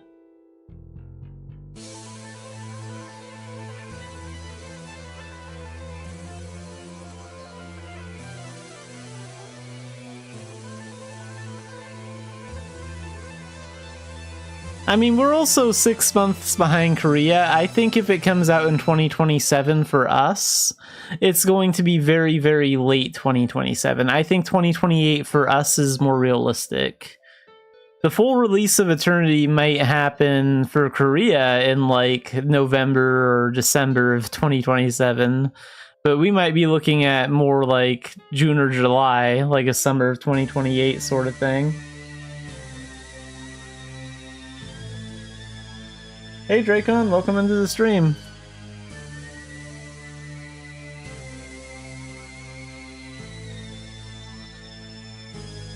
But like, I'm just kind of thinking, the closed, like even when they get to the closed beta in Korea, that's probably not going to be until at least February or March at the earliest over there.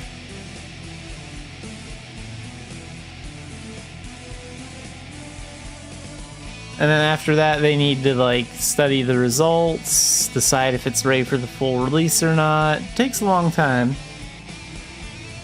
I'm doing all right. Just playing Mabinogi, chatting up a storm about Eternity. The plans to move Mabinogi to Unreal Engine 5.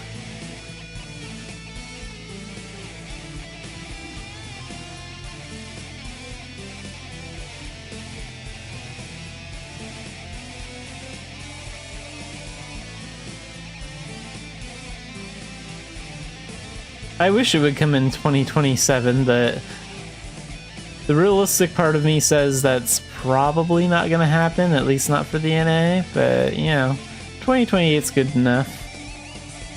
I can live with it when, like, South Korea gets it before us, and if we have to, like, wait 6 months, like, at least then I'll know it'll like, be done, it'll be successful, right? Then all we have to do is just wait our turn, and hope that my computer doesn't burn down before that day arrives.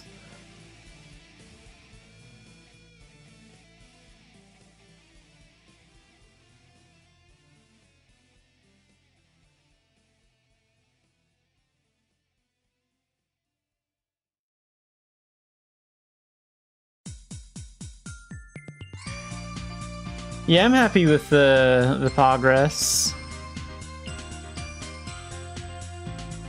I mean, especially, it was a big surprise hearing about the alpha test, because, like, before, I was kind of gauging, like, I didn't really know how far they were, but if they're confident enough to start doing testing, that's a very good sign.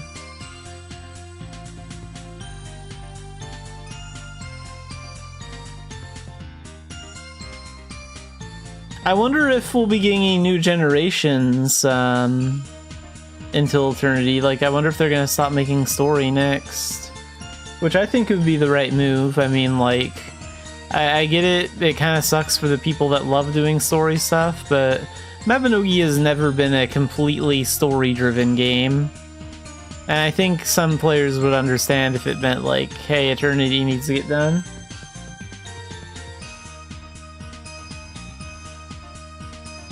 I mean, if it was like FF14, people would flip out. But this game's a little different. We don't... Story content isn't 70% of our game.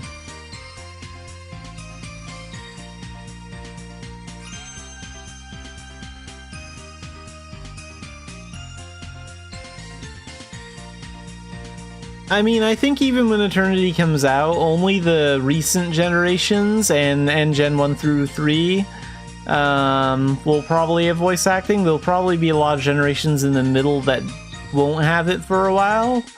I think the reason why they haven't done any more yet is because it's expensive. Like, it costs probably a lot of money to bring in, like, voice actors for that sort of thing. And it's better to put all those funds towards Eternity right now.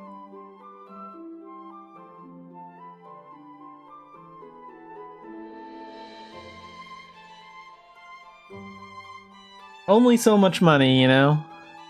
Have to make sacrifices somewhere. But after Eternity, I definitely hope they continue to voice the story, because like when they voiced Gen 1 through 3, I replayed it and the story was way more engaging. Like I did that stuff so much before it was voiced that I kind of tuned out like 80-90% of the story when I ran through it. I actually focused on it and like read almost every line, even though the audio was in Korean when that came out. Then I was like, oh yeah, that did happen. I kind of forgot about that because the last 5 times I did it, I wasn't paying attention.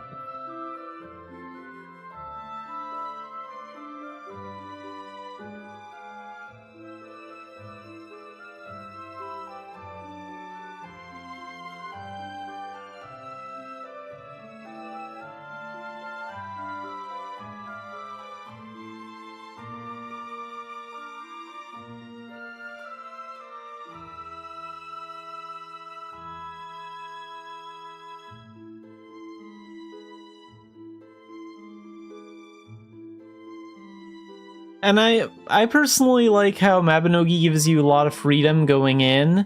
It's like when you first start the game, you really don't have to do any story content, or at least very, very, very little. And you can pretty much do almost anything you want. There's not a lot of features that are like locked behind story content. And that's why I can't get into FF14, honestly, because most of the extra features are locked behind doing story content. It's a game where it's dependent on you doing story and raiding. Like, that's most of the game. And like all the life stuff is like extras. It's like icing on the cake over there, but like over here, it's the opposite. It's the story is the icing on the cake, and the game is mostly the freedom to do whatever you want whenever you want. You can kind of dive right in to the main part of it pretty much whenever you want.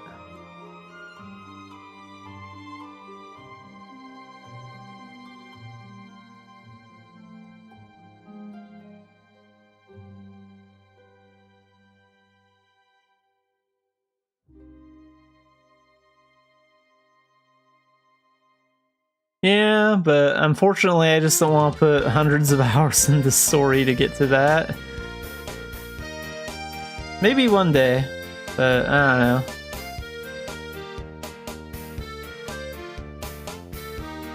And that's not to say like I'm against like Final Fantasy or anything like that. Like I played a lot of Final Fantasy games when I was a kid. FF14 just doesn't do it for me. Like I'm a big fan of like FF7, FF8. And then I think, what is it, FF2? The one that has Cecil on it? Like, that's one of my favorite Final Fantasy games.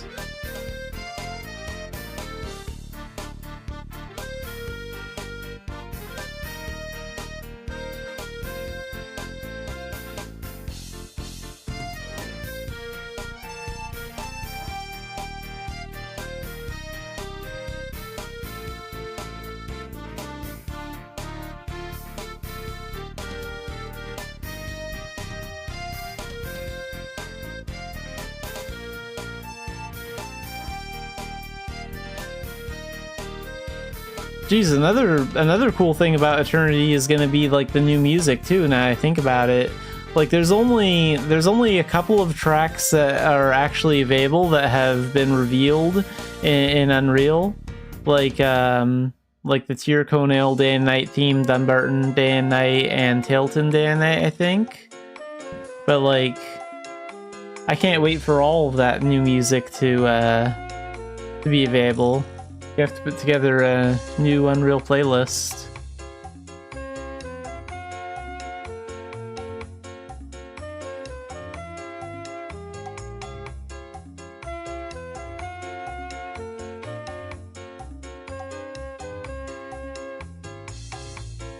It's kind of cool because the songs have actually been reworked twice.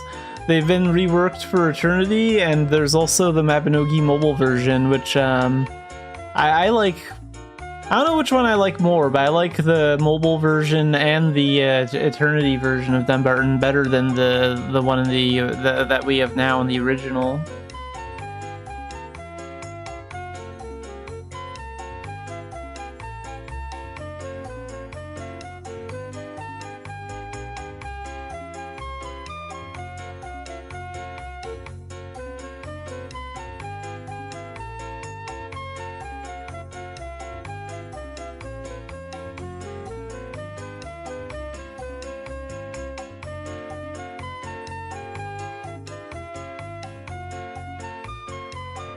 Hopefully all those audio issues will be fixed, because like that's another reason why I put together playlists and stuff for my Mabinogi streams, because there's so many ways that the audio, that the in-game music can break too.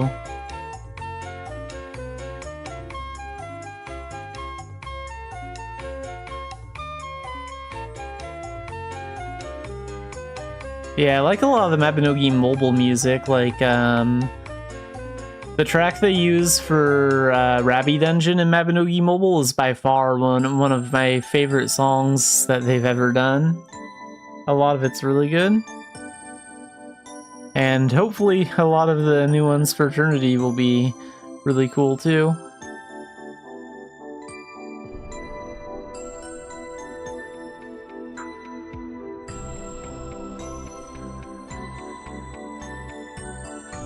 Oh yeah, the Castle Dungeon music is pretty awesome. It does have that nice theme.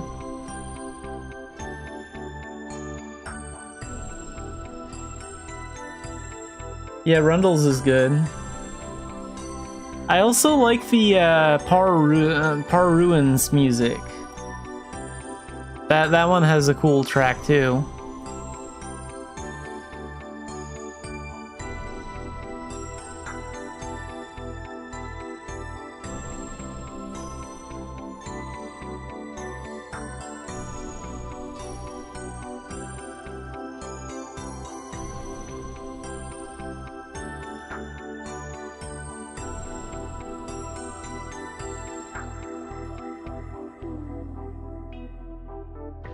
I'm also a big fan of both the tracks for Albi Dungeon and in Tir Nanag. Like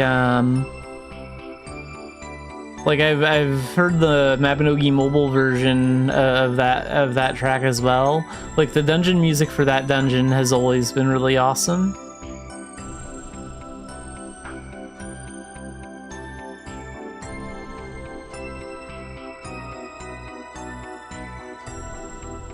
It'd be interesting to see a version of the Par Ruins where it's melted. Like, what if we saw it when it's not, like, frozen over?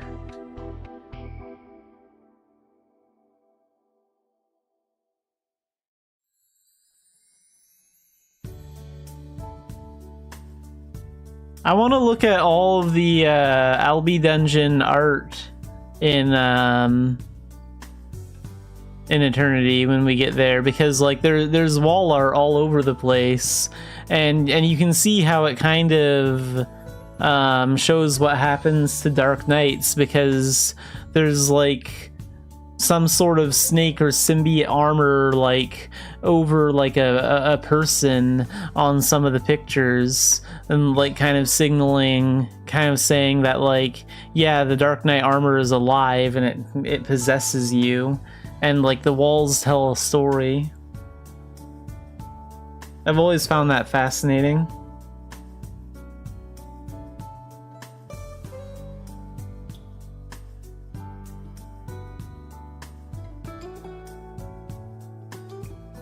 The infrared black armor looks so bad. It'll be nice to see all the armors reworked.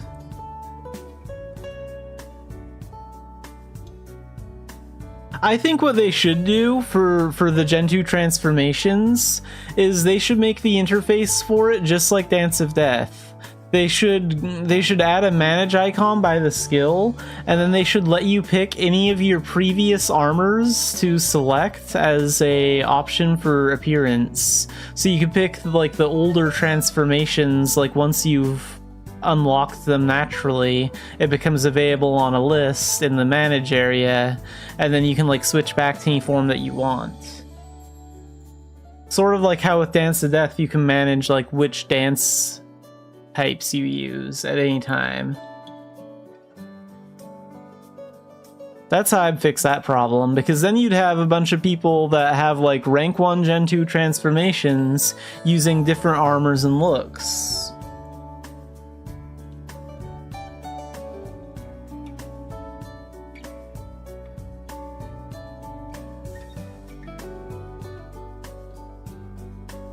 And like in the Longa dungeon, if you look at the wall art in there, you can see the like human-shaped figures or like figures of people bowing to like some sort of I think the elves are like on their knees to some sort of blue creature with like a red eye, and like air currents are going over like their heads or whatever, kind of symbolizing like where their falcon power comes from. And then like on the other side, you can see like a bunch of like giants on their knees bowing to some sort of red creature with an eye. And then you can see like giant statues like behind them, as if kind of symbolizing the fact that they transform into beasts. So it kind of, the walls even in Longa kind of tells a story about their transformation.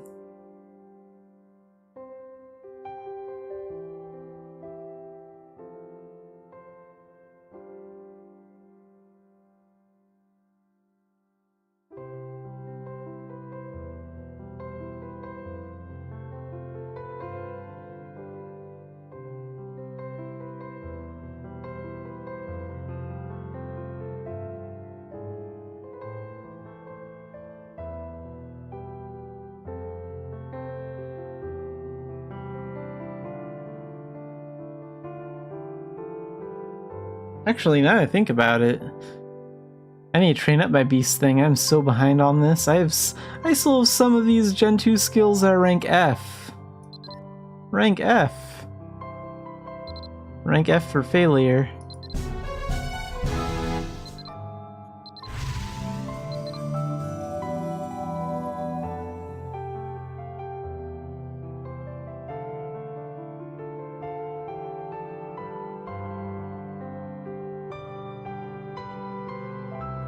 Yeah, they kind of lost their original, like, way for that. That's kind of sad.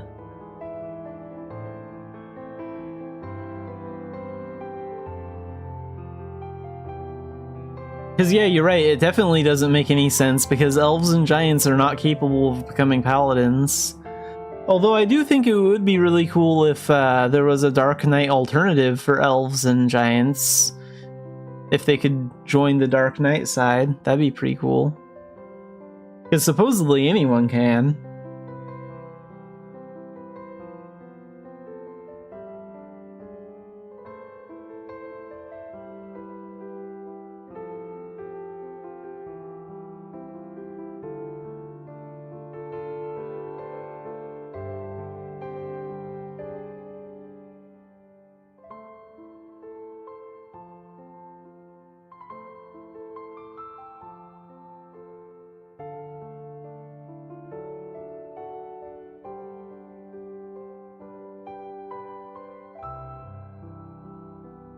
Oh yeah, Vindictus does kind of tell like the story before.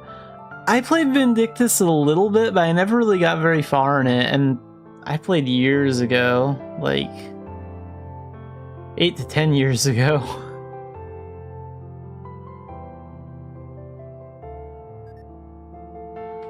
I don't know, it was an interesting game, I just couldn't quite get into it.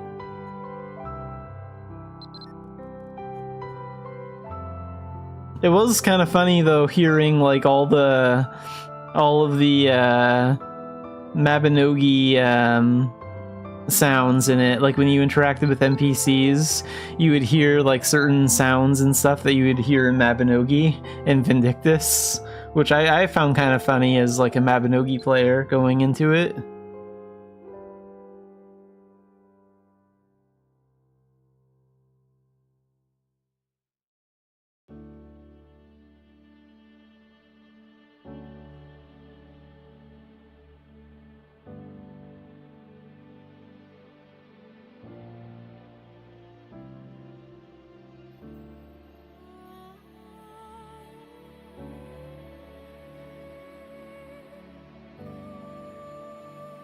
Yeah, I don't even know how Vindictus is really doing these days. Like, I guess it must still have a pretty good population if it's still, staying afloat.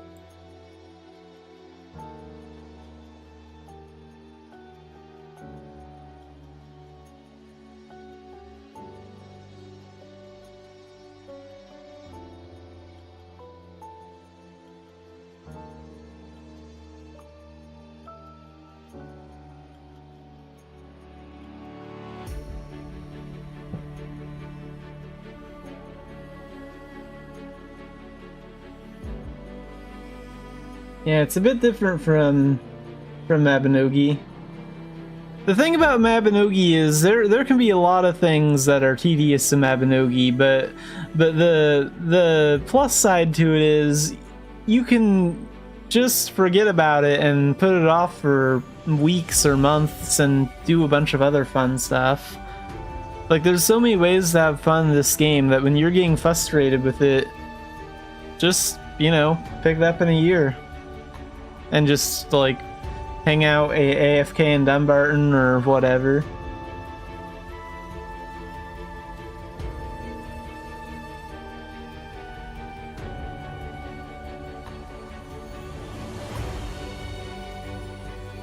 I mean, actually, there was one point where, like, for about 3 years, I didn't really do much story content or anything. Like, I did events, and then I barded with people, and then I AFK'd, and that sort of thing. Just kind of lived the Fashionogi life for a while. Neglected story and occasionally did it, but not really.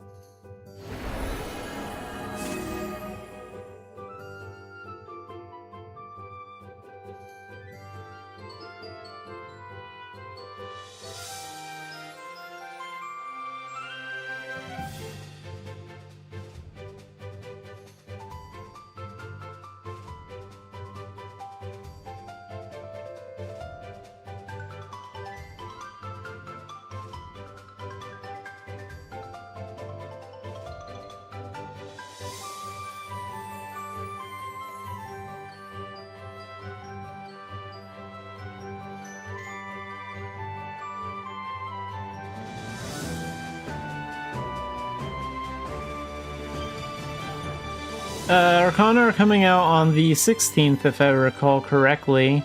I'm going into Fury Fighter first. Because I am definitely more the combat type, and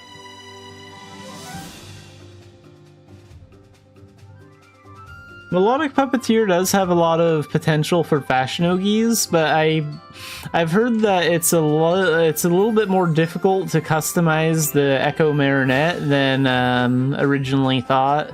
So I'm actually quite curious if Fashionogis will be like happy with the Echo Marinette or a little disappointed. Because apparently, like, some Korean players were a little disappointed.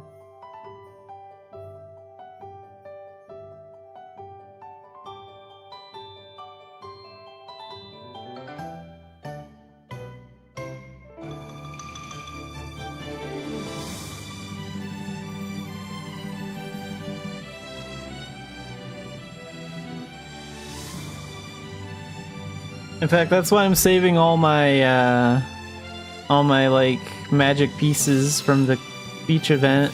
I'm gonna use these all to like level up when I select Fury Fighter.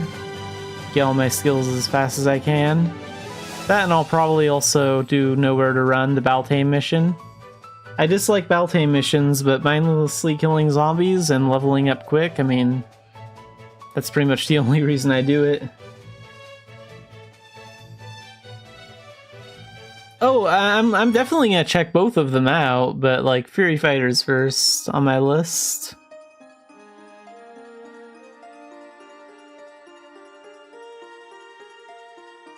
Puppetry is a very interesting talent system. There's so many players that say like there really isn't like no other MMO really has something quite like puppetry, which I think is true. I mean, I've bounced between quite a few MMOs. I haven't seen anything quite like it. Kind of makes you feel like that guy Kankuro from Naruto with the puppets.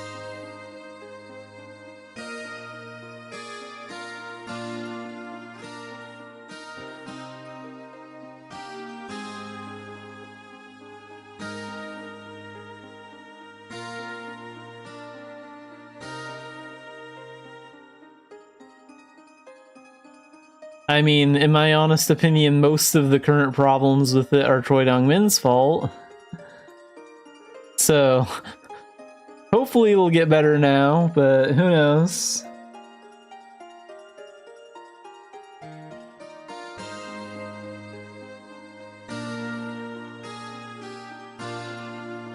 I'm hoping that, like, when Eternity comes out, Min Kyung-eun steps back in as our director. Like,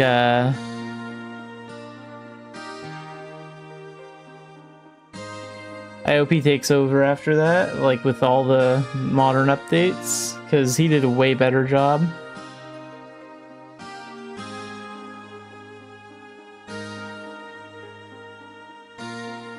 Right now, the only thing they're doing right is the Arcana. Everything else they're kind of effing up. New Rise has been a massive failure.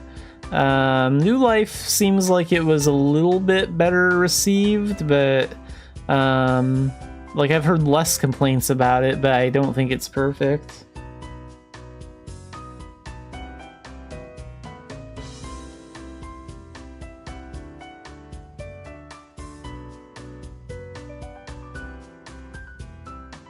But yeah, the Fantasy Party gave me a lot of hope. Like, I had a lot of IRL stuff going on between like April and the end of May, basically, and the bad Mabinogi updates didn't really help that at all. So it was kind of like, yeah, I did sort of take a bit of a step back from doing as much Mabby stuff as I usually do for a little bit, but the Fantasy Party really gave me hope that the game is going to get a lot better pretty fast.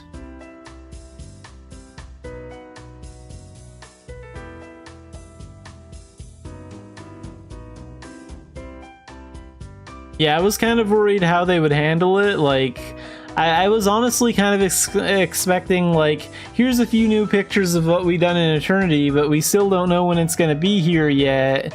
I was kind of expecting that, and then they were like, we're going to pre-alpha. And I'm like, wow, that's the best news I've heard in months.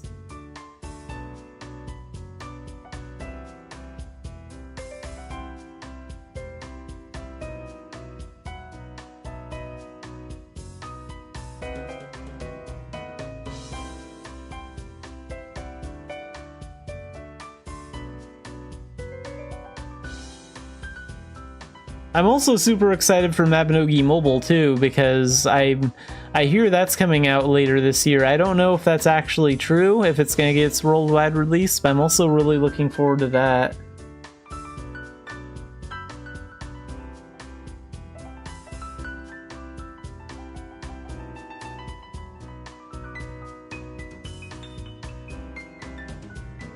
You can even play Mabinogi Mobile from your desktop too. Like, it's not just going to be like a tablet phone thing. Like, you can play it like pretty much everywhere. I'm kind of hoping they get a Steam release as well for that, just to promote it more.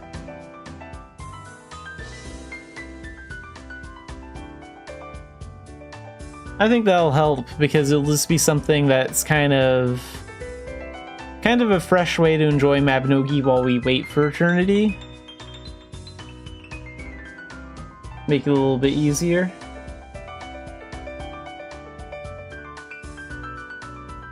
I mean, I'm assuming that the alpha at most will probably cover like all the basic stuff and maybe like Gen 1 through 3 at the most. I have no idea how much of the generations have actually been implemented.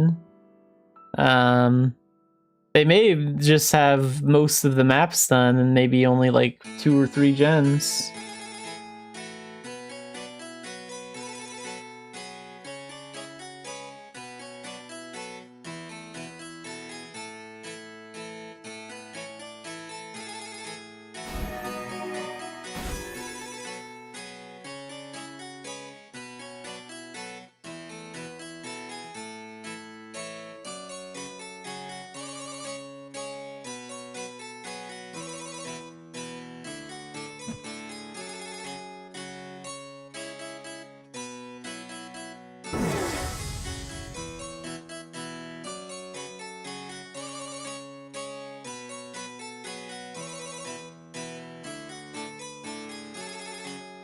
It's gonna also be fun doing transformation hunting too when we reach Eternity as well.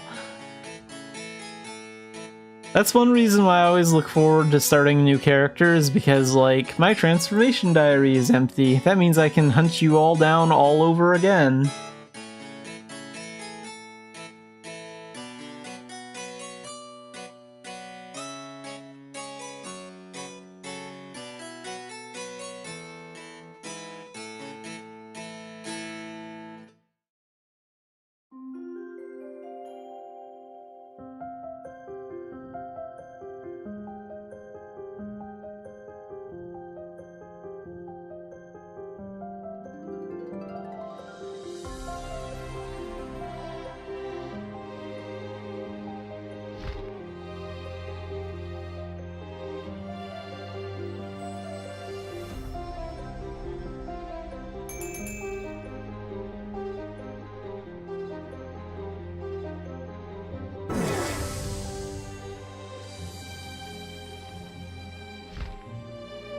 Spoilers? I mean, maybe some story spoilers, but that's okay. There aren't too many huge ones. I mean...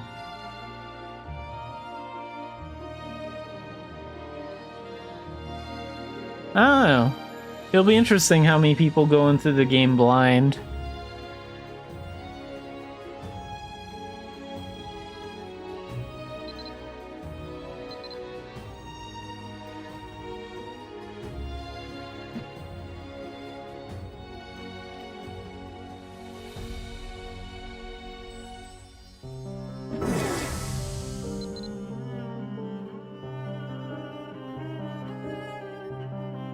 All I know for sure is when new players join in Eternity,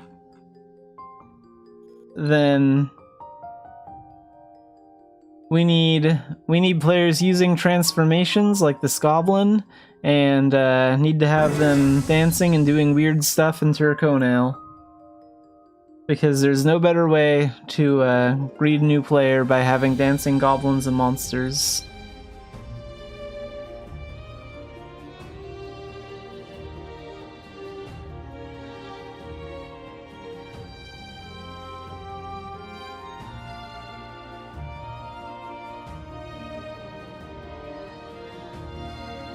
Like, I might just spend the first day when Eternity comes out, I might just spend the first day using the traveling boombox and being transformed into, like, Duncan or some sort of monster and just dancing in like, Turconail Square, Town Square.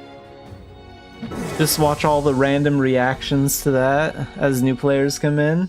Be like, what did I just join?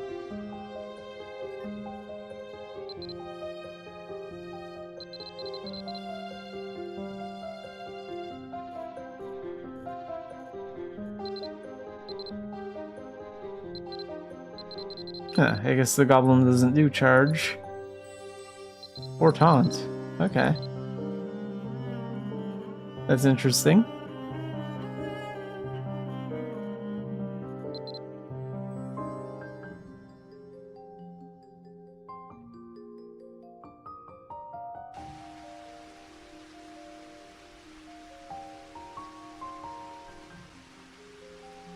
I mean, you can kind of do dances that are similar to that with the traveling boombox.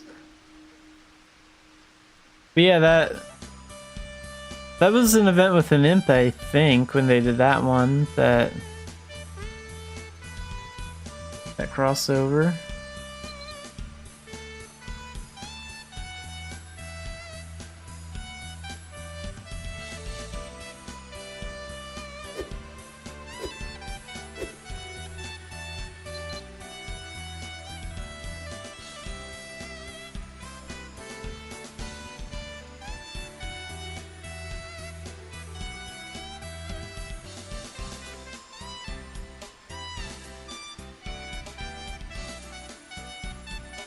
Like, transformations and gestures really adds to like the RP side of Mabby.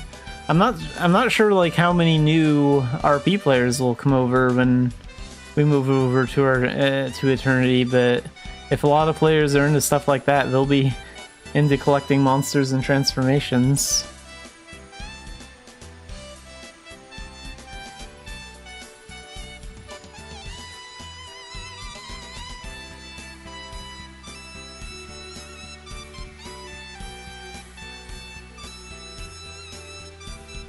Actually, I'm missing a few. I need to go hunting eventually.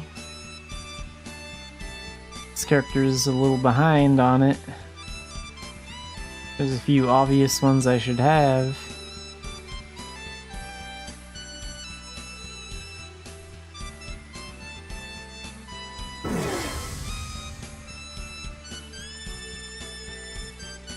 Wait, do I have Wendigo on this one? I better. I have gotten way too lazy if I don't have him.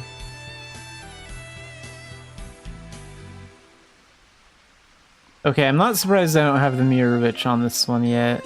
I could go get her if I wanted to, but I better at least have Wendigo.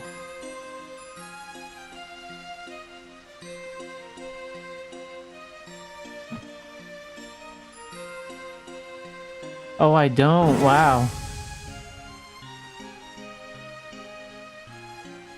I have really let myself go then on my transformation hunting.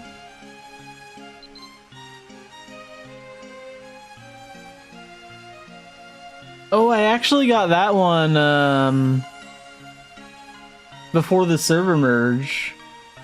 I remember like I was on Alexina server before the server merge, and since so many players had left, no one was really farming this boss anymore, so I was able to just kind of go in there and get it like at the very end, so like about a month before the merge.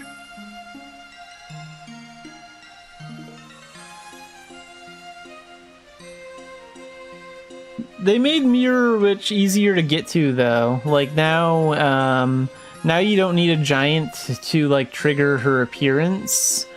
Now they have icicles that humans and elves can use to like trigger her to appear, I guess. On another character I got her before that update. Her transformation.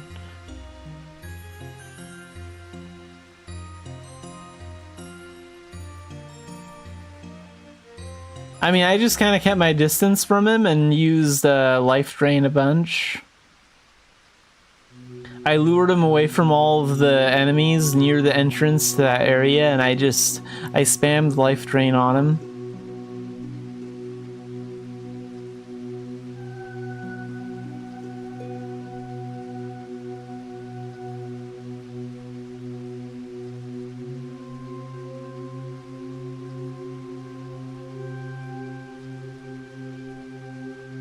Well, that must have been after the merge then, because I'm pretty sure that's the way I did it on Alexina server.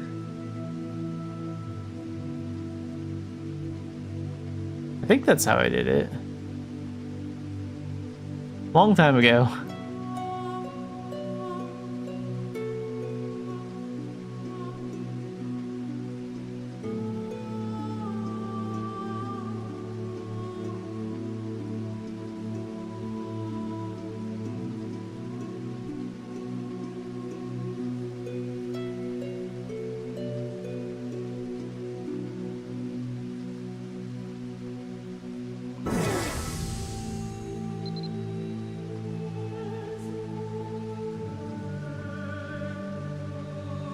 Probably because they were tired of people, like, doing what I did, which is, like, I dragged them away from the exploding horses, so they probably were like, well, this isn't the way it should be done. They're getting around it.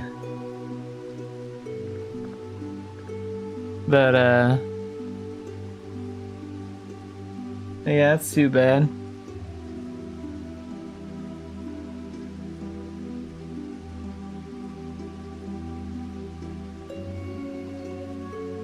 Yeah, most of my transformations are like on another character. I have like most of my NPC ones on her too.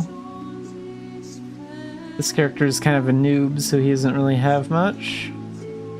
Just some of the generic monsters and maybe like a few NPCs.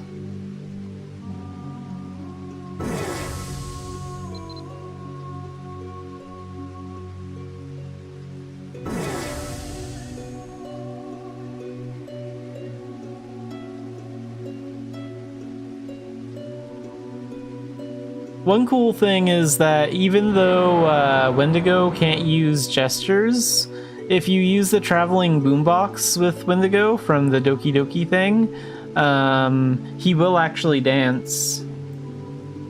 So you can actually have the Wendigo boss dance.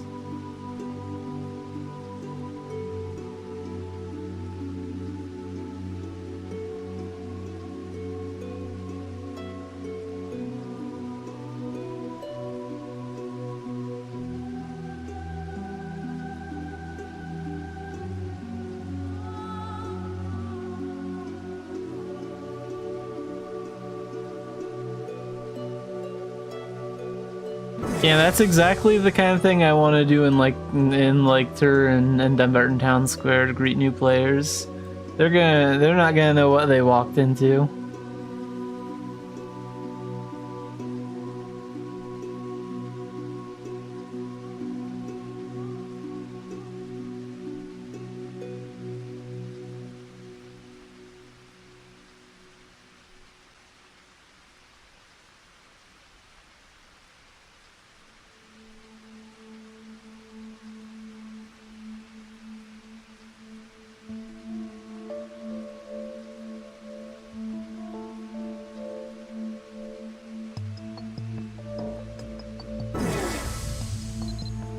I guarantee it'll be in the top 3 MMOs out there after Eternity. Like, it's gonna be like in the top 3 or the top 5. There are only a few MMOs that are like in the big spots.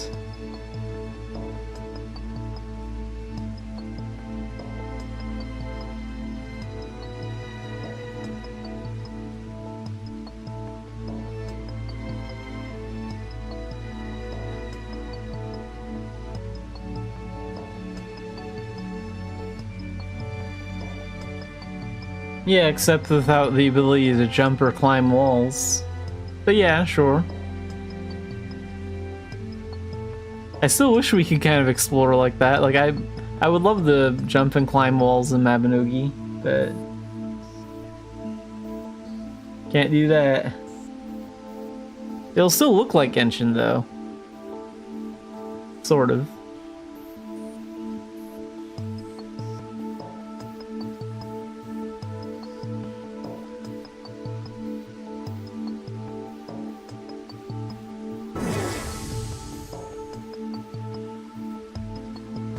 Oh yeah, the zombie that looks like a mad scientist. That one's a cool one.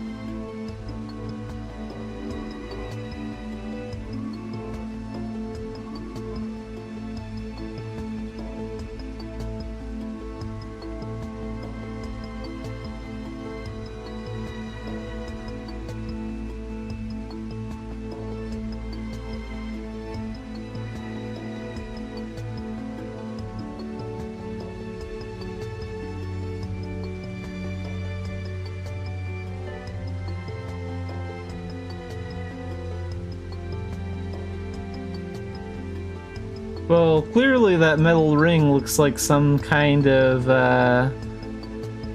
some form of, like, braces, so yeah, they probably were tortured to death. I mean, you know, they're wearing braces there. They got the big metal band and everything.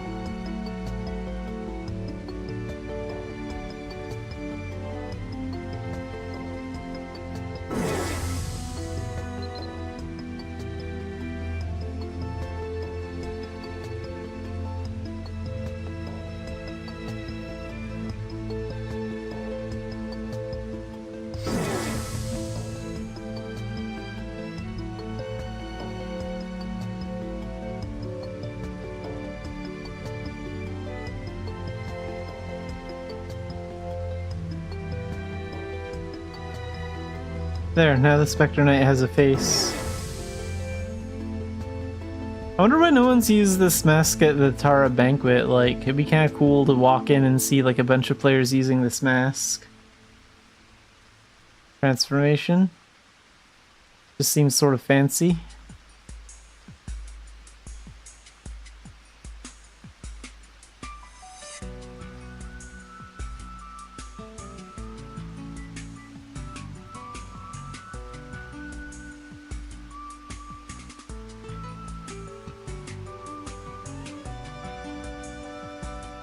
I wonder if I have the Ruins horse.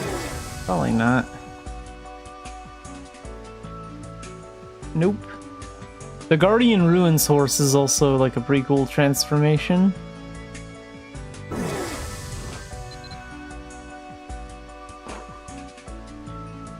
Dullahan, the only Shadow Mission boss that still has a high chance of killing you on basic mode.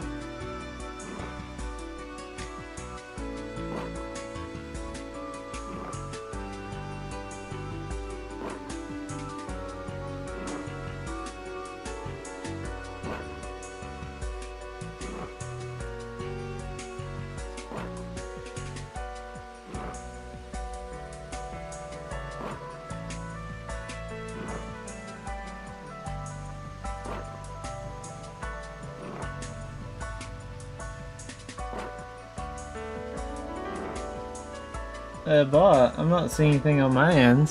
I could check.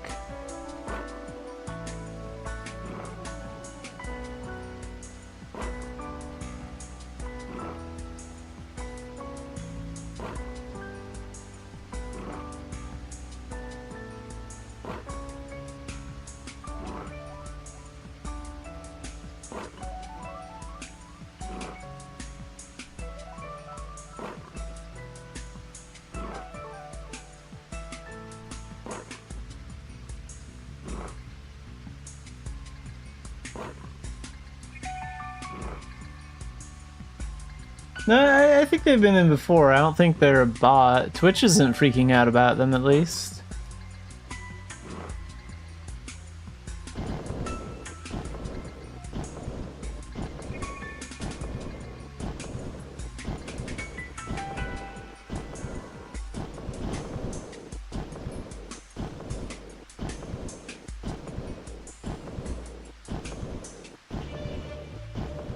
This gargoyle can float over the water. That's actually kind of cool.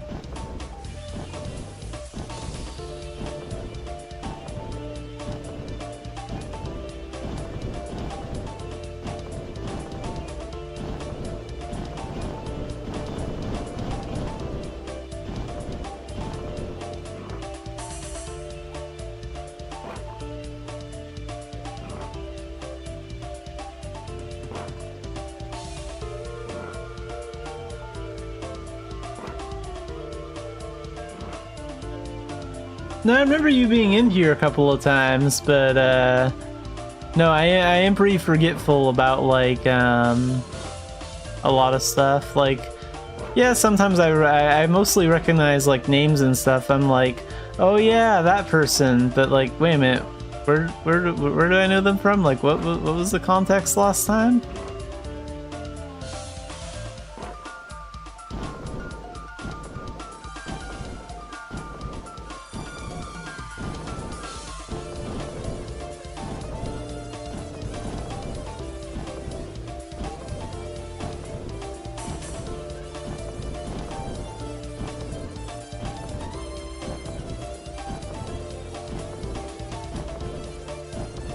Well, maybe they're a cyborg, so for all we know, maybe they're halfway there.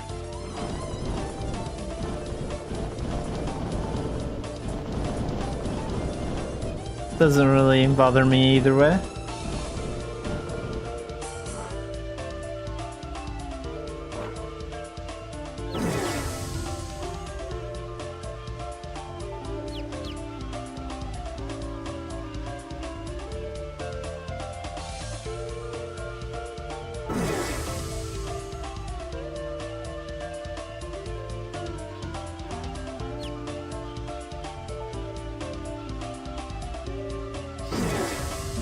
I also have the roaming roaster transformation on like another character, the one that looks like a cooked bird, and then the mini gem that makes a bunch of them appear.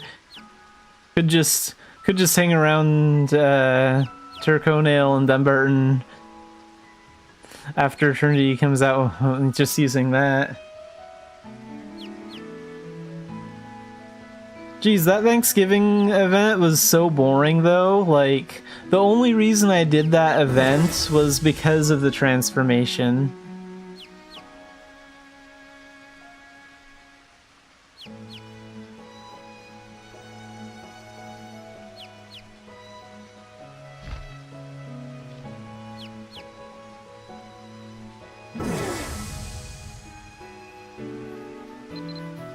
I would have skipped out, but unfortunately I have an addiction to collecting transformations.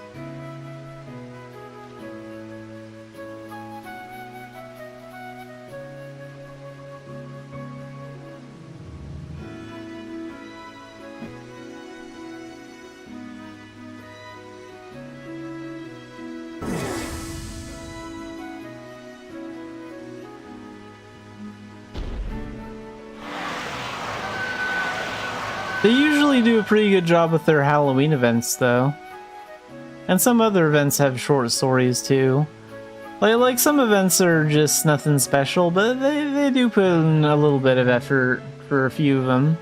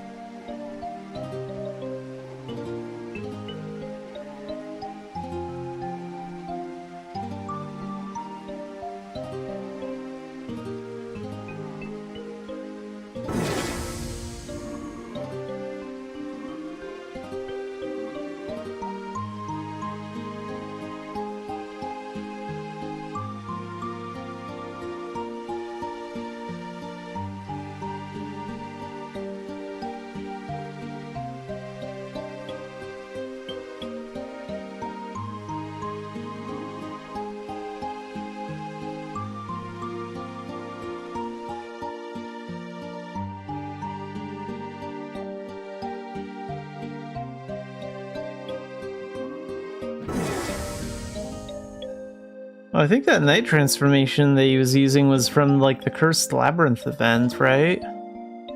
It'd be kind of cool if they brought that one back. I haven't seen that event for I don't know how long.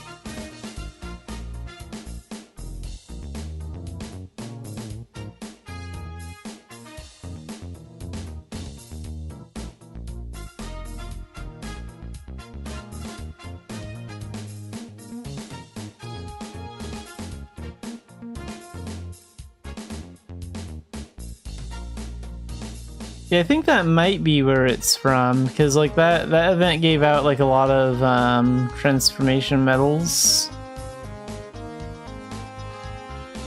It was a long time ago. They haven't done that one in forever. Which is too bad, it's kind of a good Halloween event.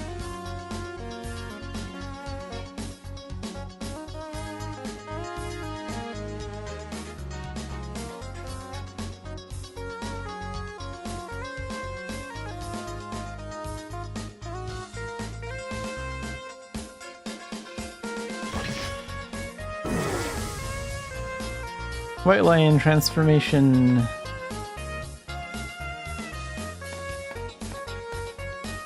Final Strike is actually pretty cool. This is the first character I like got Final Strike on.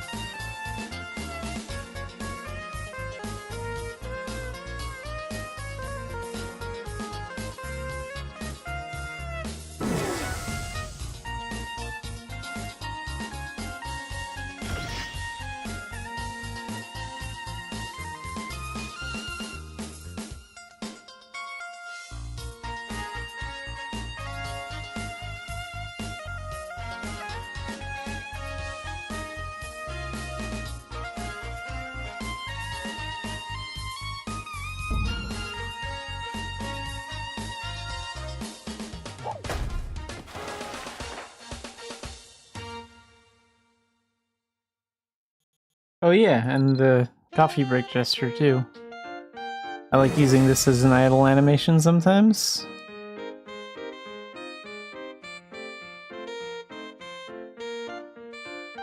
Nice little change from my usual coffee cup idle animation look.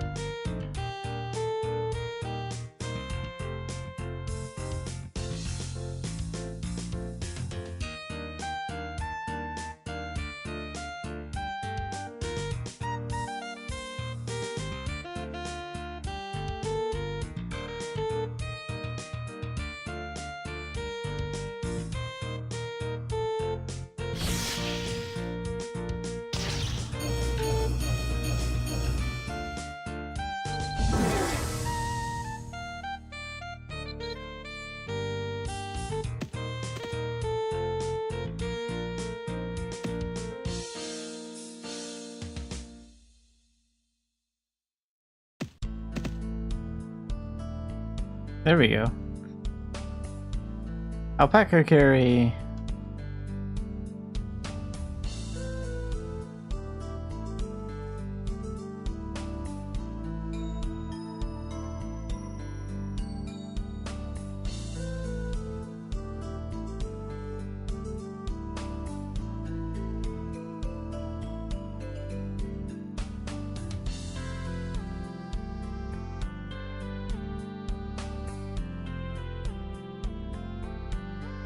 I'm actually starting to believe my alpaca actually prefers giants, though, because for some strange reason, most of the time when I summon this thing, he'll actually let Xanafiedlion ride him.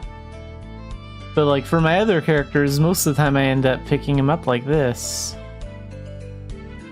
So apparently he favors giants.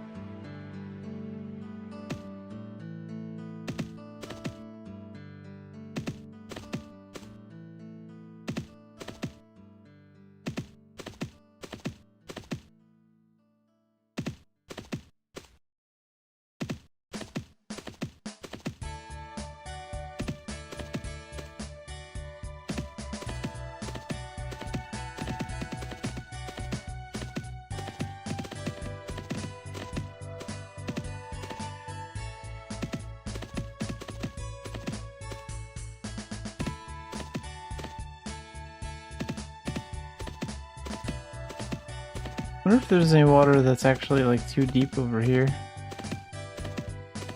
No, most of it's pretty shallow.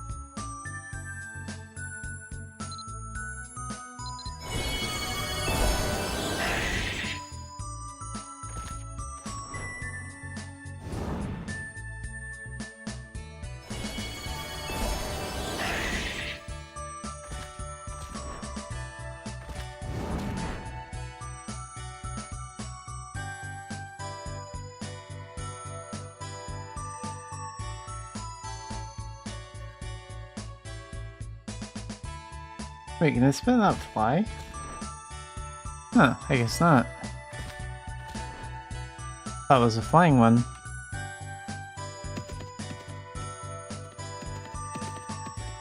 Definitely a pet, right? Yeah, I guess so. Huh.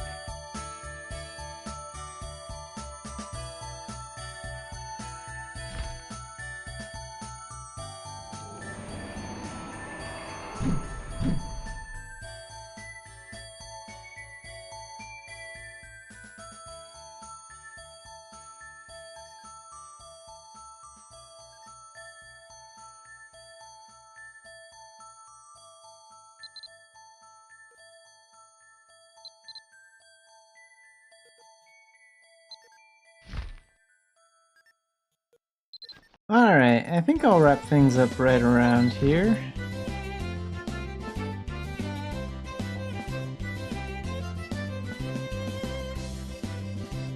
And I will try and have another Eternity video out probably sometime like tomorrow morning or early afternoon. I don't know. I'll probably like, I'll do it sometime this weekend. Because there's still 3 more posts I want to cover, so I am going to get to those.